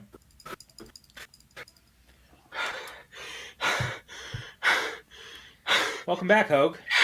I'm drinking whiskey out of a bottle. I'll drink to that. Cheers. Oh. Howard Hughes, everybody. Here we are to talk about planes. Wow. So something to look forward to in this sequence. They're about to show some footage, some black and white footage, and when you see the footage, something happens. But the person inside the suit in the black and white footage is actually Dave Stevens, who created the comic book, Oh. which I thought was very, very cool.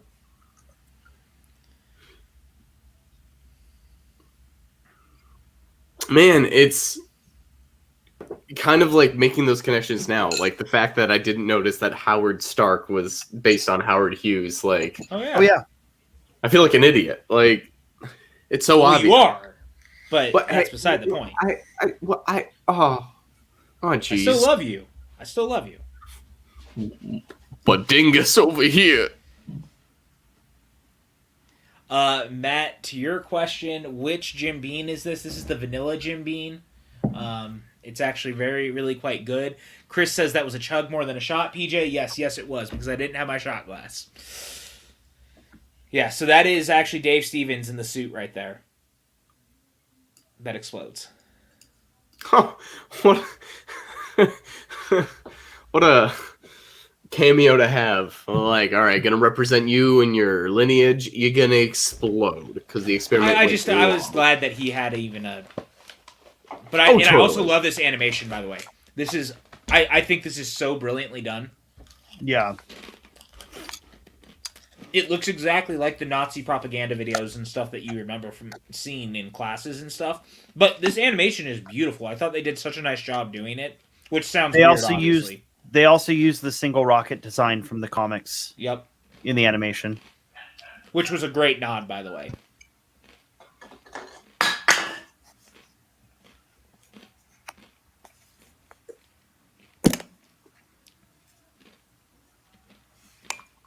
I haven't had the green apple yet, to Chris and Matt's point, so I will check that out next. I wasn't I really would a whiskey go- guy until recently, to be honest with you. I This was would all ac- Sean and Maxwell's doing. I would probably go with the Apple Crown Royal over the Apple Jim Beam. But I don't drink shitty flavored vodka. It ruins the whiskey. It ruins the taste. Thanks, man. I appreciate that. That's just my opinion. No judgment on you. Yeah, Brandy said the same thing. Get your flavors out of my whiskey. Sorry, guys. I like the flavors. The vanilla. Yeah, Mike, that was definitely an inspiration for a similar scene in Captain America. It's also inspiration for a scene in Iron Man 2. This involving- whole movie is an inspiration for Captain America. Well, that's probably true. I like both flavored whiskey and non-flavored whiskey. So, sue me. I have a The controversial Patty, statement, John I'll Locke save from it Lost. for the That is end. 100% who that is. Oh, hold on. I'm getting a call. Yeah. I'm being served for liking both flavored and non-flavored whiskeys. Honey Hennessy is great. He did it When's again. the court date? By the way, love this. And the line that I comes love up him with hanging this. on the plane. Yeah, and it's the Spruce Goose, which I always love. What a great moment, by the way, that he's using the model. But Yeah. Howard Hughes in this moment coming up is just...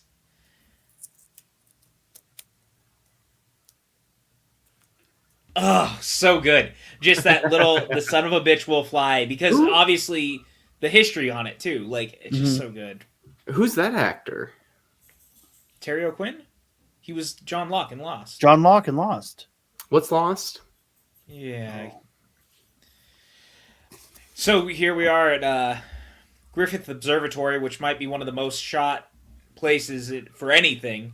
It's in so many movies, but I think that it's brilliantly used here. What's your guys' man. favorite movie that uses Griffith? That uses what? specifically- Griffith Observatory. In I any mean, capacity. I'm more familiar with just like specifically LA based productions, like Well- something like Collateral or like Kiss Kiss Bang Bang.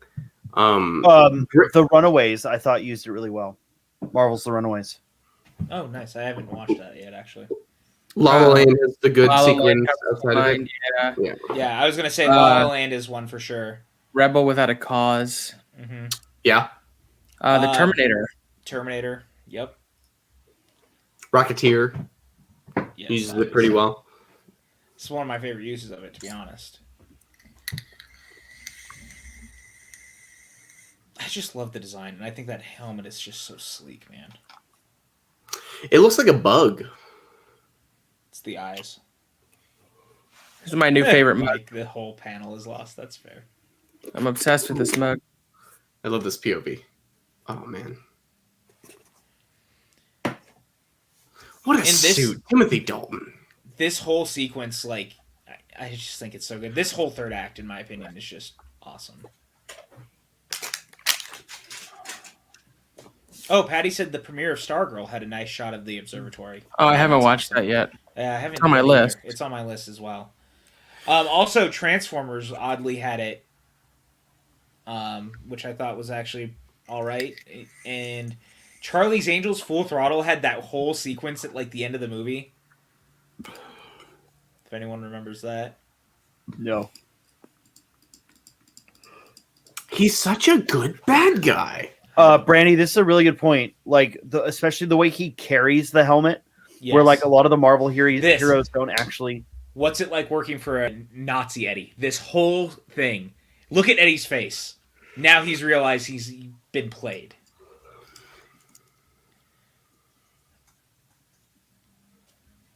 Ugh.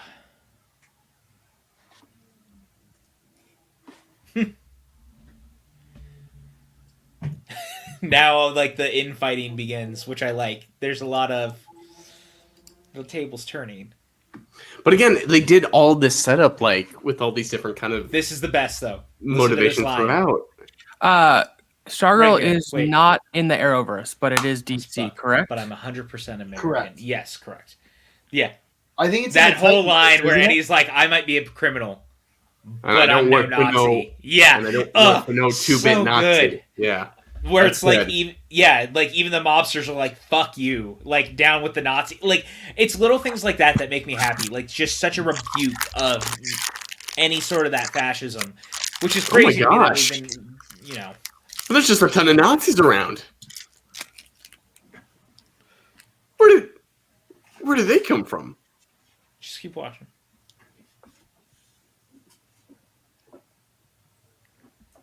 He's got, man, this main guy, like, I don't know what happened to him after this movie, but he does have that, like, Leading man look. he has that Timothy Chalamet of, like, you're too handsome, but I Right. know you've got deeper qualities to you.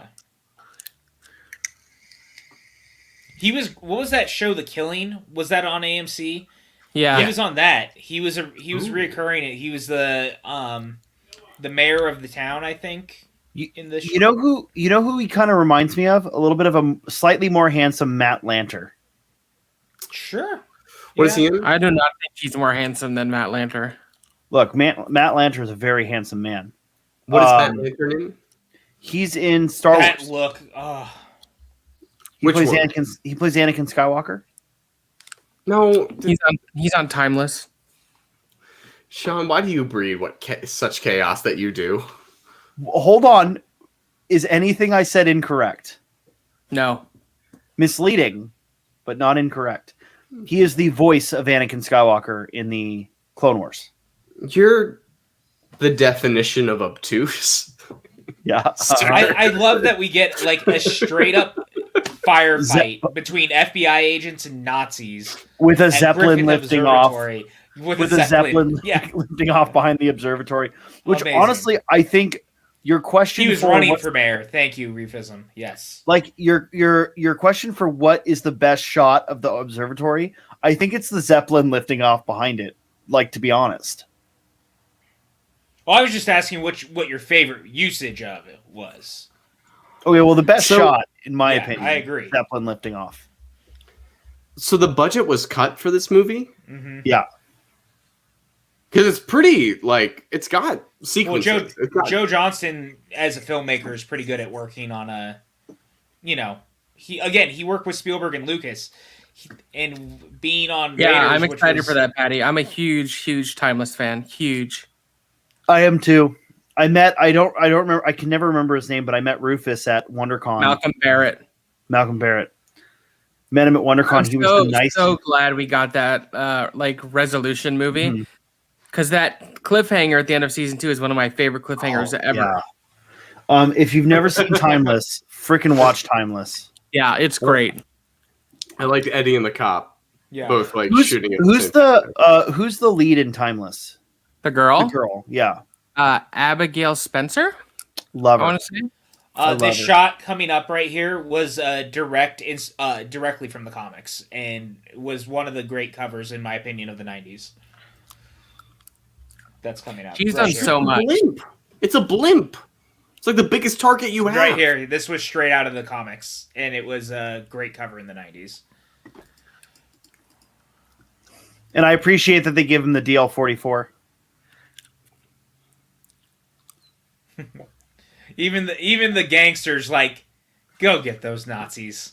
Go get him, kid. What a great line. Oh man. Oh geez. Honestly, Eddie might be one of my favorite mafiosos in a movie.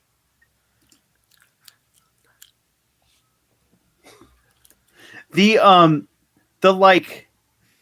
constant his bumbling interacts with the environment to change things, like moving the rudder, Yeah. like shit like that. Like that's what I think makes this movie, and it's that very Indiana Jones pulp kind of Yes. thing. Well, it's 100% what it is. Like, it is 100% the Indiana Jones kind of falling into the right place at the right time and, like, bumbling through it in a way. That's what's always made Indy such a great character. He bumbles a lot. Like, he's not... Mhm. He makes it up as he goes. That's the thing. And it's something that I think more action heroes could learn a lot from. I think it's something Mandalorian's actually done a great job of, too, because the truth is that Din in Mandalorian is not, like, the world's best fighter, and he's not the smartest either. He bumbles a lot and he gets around and does what he needs to, but more than once he's had Indiana Jones-esque moments where he's not the strongest, the smartest, so on and so forth. It's because it's interesting because this came out 2 years after Last Crusade, and I don't know if like the fad was over when it came to those kind of adventure films, but this feels so in line with that. Yeah. But like heightened to the next degree. Because I feel like people who remember this movie remember it well, Right. Yeah. but I feel like there's a lot of people that don't remember this movie or have just never At seen all. Right. I agree with you, which is part of the reason that I push it so frequently as something that I want people to discover, which is why I'm glad in a way that we're watching it again for the second time. Like, more people are watching it now for the first time that have never Oh seen my it. god. Like, this is the kind of movie that's worth discovering. It's fun. It's pulpy. It's a bygone era of storytelling that we don't do enough of anymore. Like, pulp storytelling is gone the way of the dodo in a lot of ways, and it sucks because I love storytelling like this. But it's what makes Joe Johnston the perfect choice for the first Captain America movie. Of like 100%. bring that flair, bring that, and like that's why I was thinking about it today. That's why Wonder Woman 1984 works for me. Is that Yes. structurally it may be as weird as it is, but like it's got that pulp and it's got that heart to it that like these old movies like have. I It think might not everyone go on this. together. I think everyone on this panel's on a similar spot with Wonder Woman. Yeah. Like, I totally get its flaws, and if people hate it for that reason, totally understand. But for the reason it works, it really works for me. Hey, Patty, but you've now seen it. This is the third time you've seen it since we introduced it to you. So I would say that you're making up for lost time. And there's nothing wrong with it taking too long versus never have seen it at this point. So I'm really glad that we introduced it to you too.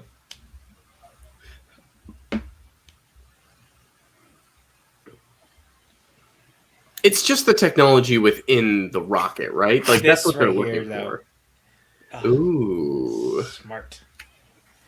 Well, they want the rocket because they want to be able to be Like reverse flying engineer Nazis. it. Yeah, Yeah. 100%.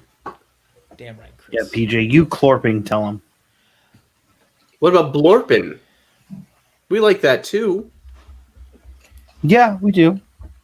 I just think too. The other thing is that Jenny as a character is so great because she's so strong-willed. They were very smart. She's very much like Karen Allen's character in Raiders, like giving her more to do. She's not just a damsel in distress. Like she's got a part in this, and that I think that's brilliant because we don't get nearly enough of that at times. Especially in serialized storytelling, like it's very easy to fall in the damsel in distress thing. I thought John Carter also similarly got around that. Deja Thoris being such a badass, obviously the Princess of Mars always was, but to really lean in on it, so good, man. I love that he tried to stab him with a compass. Yeah, this is all brutal. Yeah. Oh yeah. And the score, man, just Jennifer, do something.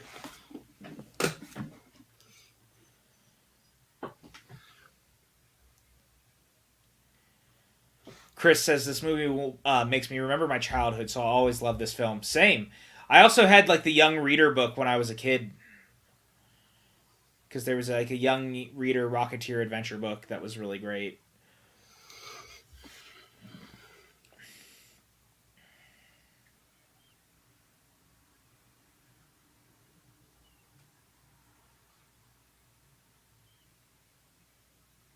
That German accent now that he's been using is just so good. It's subtle though. It is a nice. It's enough to be like. It's acting. It's better than Sean Connery's in The Hunt for Red October. Let me tell you. What are you saying? This isn't a Russian accent? Don't worry, everybody. Turn around. Or his Egyptian accent in Highlander. You're saying this isn't an Egyptian accent? All right, everybody, turn around. Oh, that's so fucked, dude. Brilliantly done, though. I also think that's the worst. I actually think that's the worst effect in the film. Probably, but this is great. Yeah. Why is it just the Hollywood sign now? We dropped a Nazi on the back half. That's pretty good. I support that. Yeah. And again, it's a little fun play on history itself, which I think is kind of neat. And what actually happened to... I honestly can't remember off the top of my head. Patty says there's no accent in the Spanish dub. That's amazing. Lothar with the knife. And that's the other thing. I think that this movie brilliantly does the ratcheting up of the situations. Just enough where you think it's about to get better, but things escalate. I think that's brilliant pulp storytelling. I think Joe Johnston might be one of the great pulp filmmakers and storytellers, to be honest with you. Alan Arkman! Come on!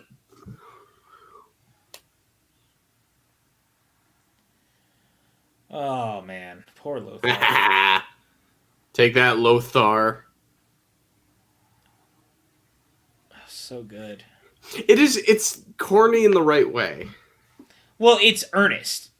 People get that word wrong. They like to say stuff is corny. And sometimes, things cheesy, but I think earnestness is the thing.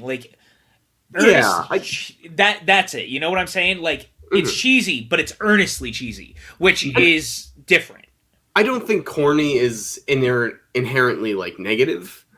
I think that is for the lackluster visual effects in a few moments, it's hard to tell what is 90s and what is intentional because it's throwing back to old school special effects. I think that's more corny than it is earnest, but it's intentional. Right. That's fair. Being earnest and intentional. Yes. This is lying. Killed in a tragedy. Flaming debris fell on his touring car. That was a nice car. Alan Arkin, man. He's dialed into this movie. Yeah. Is he in a Marvel movie? No. He's in the Santa Claus 3. He is. The Escape Clause, for those who are wondering. He's in the second one too, isn't he? No, just the third. Just the third. You're right. Because he's the dad of Mrs. Claus coming by. Father-in-law. And man, does Santa need to get ready for that. This plane.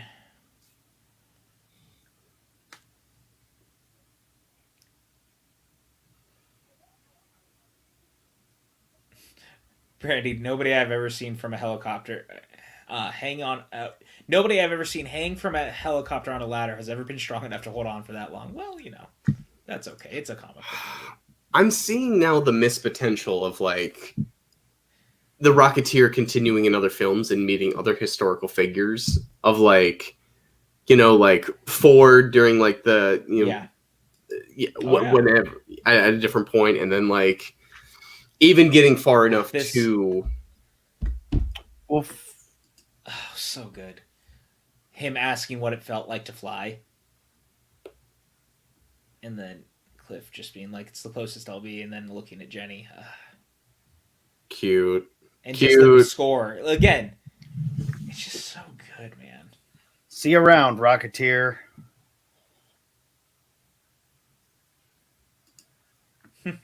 Beeman's gum. Huh. Cute.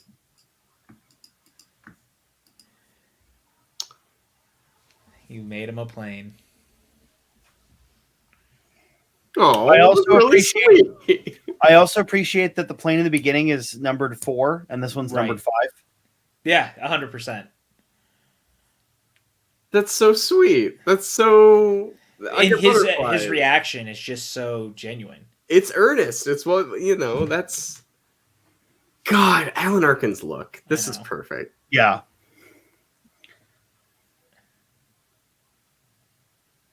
And I love this. They can build a new one. I mean, in a way, really, they don't have to make a sequel because, like, the Rocket Pack got away and it ends very tight. But it's like you could have still done more. I would be interested because this is all very personal. This film. Yeah. And it's like all of his rocketeering things in this movie are very much for him. He's like, oh, you're not listening to me? Next person, hey Goose. Yeah. So good, man. Hey Goose, let me talk at you. And then her like running around being the Rocketeer. You just really feel like this whole group has gone on a journey, you know what I mean? Like, but that's also so prototypical Captain America of the kids running with the shield at the end of the movie. That's what I mean. Like, I love it, man. This movie was ahead of its time. 100% it was. And it's part of why I still love it. So, guys, that was, in fact, The Rocketeer, 1991, directed by Joe Johnston. Starring Billy Campbell, Jennifer Connelly, Timothy Dalton, Alan Arkin. It's a who's who of character actors and people you might recognize from other things. I'm going to start with Sean. What were your thoughts on the movie, man? Sean? Look, this is my second time seeing this movie. I don't know what this accent is, but this is how we're going to review the movie. This is my second time seeing the movie. I like it a lot. Definitely not. I don't hold it in nearly as high of a esteem as you do, Patrick. But look, I can't wait till we do our double feature. The next film we're going to be watching is Flight of the Navigator. I'm so excited for that. Hey, Disney Plus recommends what Disney Plus recommends. All right, we accept it and we do what we can with that. That's fair. Moving over to you, sir, Mr. Hogue. This is your first time watching it. You seem to enjoy it while you were talking with me. What were your final thoughts on the movie? It makes so much sense that your first watch along was tag teamed with Raiders of the Lost Ark because it's such a hillbilly cousin to that movie, but in a good way. It is. Bye, Matt. I am a little like kind of disappointed, especially like as somebody who from early high school to now has grown up with the Marvel movies, didn't really have a touch base for what that universe could be, and this is that. Like we've had like the old Batmans, we had Blade, we had like Daredevil, all the different like superhero movies, and like this really was the prototype that Marvel took and ran with, and I'm kind of astounded that this wasn't kind of accepted at its time as something we want to explore further. And it is kind of perfect in its own little package of what it does, but I'm still pretty like astounded that wow, this is kind of a modern superhero movie, but still like playing into the time, like the way we would depict the 1930s is kind of the still way that this movie does it. Like it feels like if you made the Rocketeer today, this would still kind of be the way you do it. Like, but it takes someone like Joe Johnston who has that skill, but also that kind of like specific earnest lens with such a nostalgic feel to do this. I'm taken aback. Like I'm really just kind of like astounded. And Timothy Dalton, like holy crap, like he was great. Dalton's so great. Yeah, this movie like warmed my heart and really kind of makes me eager to see like you can do more with this. There is something to do here. Yeah. But as it stands, it's great. Good, yeah, man. I'm really glad you enjoyed it because, again, there's a reason that I hold it in such high esteem, and I think you're right. Like, ahead of its time, it really gets the worlds and these characters and the things that we like about superhero movies. It was doing it in 1991, Like, This is, in a lot of ways, this is maybe the best prototypical origin film for a superhero in a lot of ways. Like, it does it in such an interesting, dynamically cool way. Going to Maxwell, this is the first time you've revisited it, my friend. You said about 20 years probably. What were your thoughts? Do you want my controversial take or my simple take? I mean, always controversial. I'd rather controversial. My controversial take is that it's a pretty fun movie, and I'm glad Joe Johnston got to remake it and do it better the second time with the first event. Fair enough. I don't actually think that's that controversial. I think you're correct with that. I think, and I commented throughout the whole movie, First Avenger feels like the refined version of this movie. It just happens to have a bit more of the budget and a bit more of the. It's not even the budget and stuff to me. I think my problem with the Rocketeer, and again, I think it's fun. I love the Art Deco style. I like the 30s. I think Timothy Dalton's a great villain. I didn't care at all, about Cliff. Mm-hmm. Cliff, his name is Cliff. I thought he was as bland as a lead character as you can get. He had no personality, no backstory, nothing interesting about him. He had a jetpack, and that was cool. But every other character around him is so much more interesting. So I had a hard time like latching onto him and rooting for him, other than I fucking hate Nazis. Fair enough. I do hate that's a good stance to have. I feel that's the best. Whereas in Captain America, where he's basically fighting Nazis, although it's not specifically, but it is. Like I care so much more about Steve Rogers. I think they do a great job of building his character and making you care for him, and that was what was missing from the Rocketeer for me. But it is a fun movie, and the score is amazing. If it's a shame it's not on iTunes or Spotify because I'd listen to it right now. Yeah. I just want to say, like, score, let alone, is amazing. But it is funny how much that is the fine line of the hero that is the gee willikers, man, do I love what I'm doing, like, sort of thing. Why Captain America doesn't fall flat, I don't know, but I think it is the learnings from this movie that Joe Johnston pulls over. And, like, what is that extra sauce and that extra element that brings us into... Steve Rogers really isn't that different than Cliff of like, I got a girl. I like the girl. I also don't like bullies and I don't like Nazis, but he just has that one extra element that really makes him sing in a way that Cliff, well, I was a little bit more on board with because I think, he's handsome. He's got those cheekbones, but he does have that like goofiness. Well, PJ, what you were talking about, that Harrison Ford, like he bumbles and like Sean, you were bringing it up of like, He like fumbles and all that. It's there. It is just sometimes it is just like that extra little thing that makes a character like that sing. But I think we don't get Captain America without Rocketeer. Not a single part of me really could ever be mad at Maxwell, regardless of how he feels about it. So no. Look, it's a fucking movie. Like, it might be one of my favorite movies ever. Doesn't mean he has to like it or love it in the same way that I do. like it. I know you do. That's my point. Like, again, like you said what you said. It's not that big of a deal. I don't know. I'm just, the internet Yeah. trains you to think that when you disagree with someone, they're going to call you a fucking idiot and want to murder No, your I family. know. And that's not obviously a dig at Chris. Like, I'm just more saying, like, it's okay to be like, we can like things and also be critical of the things that we Yeah. like, and that's a internet. Hey, Anyway. we're the safe space. Everybody's here to have good opinions. We're all here to enjoy movies, disagree, agree, like have a good time. That's what this is all about. And as somebody who has been known to have opinions that a lot of other people don't like on this channel, like, that's okay. Rocketeer is great. I agree. So with that, Maxwell, what do we got going on? I'm not going to go through all of it. Max looking But that Jorp guy, he is gone. tomorrow at 6:30 Pacific, 9:30 Eastern. Nope, I got that wrong. Yeah, no, I got that right. Oh, you got that right. 6:30 Pacific, 9:30 Eastern. Book Nook, hosted by Maxwell Haddad and Dwayne Burke. Wonderful book, Ruins of Gorlin. First book in Ranger's Apprentice. Let me tell you, when you get to the chapter where Horace turns a corner, I cried. Sweet, big night tears of sorrow. Big, tall. What the? What What was that for? He was being perfectly. It was just funny, and here's It the was thing. fun. I like that. If you haven't read it yet, At this that's point, fine. I'm thinking of leaving the PJCN, not the other way around. Jesus. If you haven't read it yet, that's fine. But I will be guesting tomorrow. I know Max doesn't want to do the pitches, so I will do pitches for him.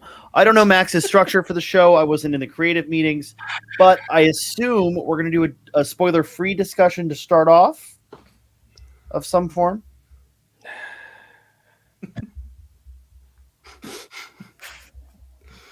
Listen, people, it's okay. The Rocketeer is an okay movie. Let's just move on, folks.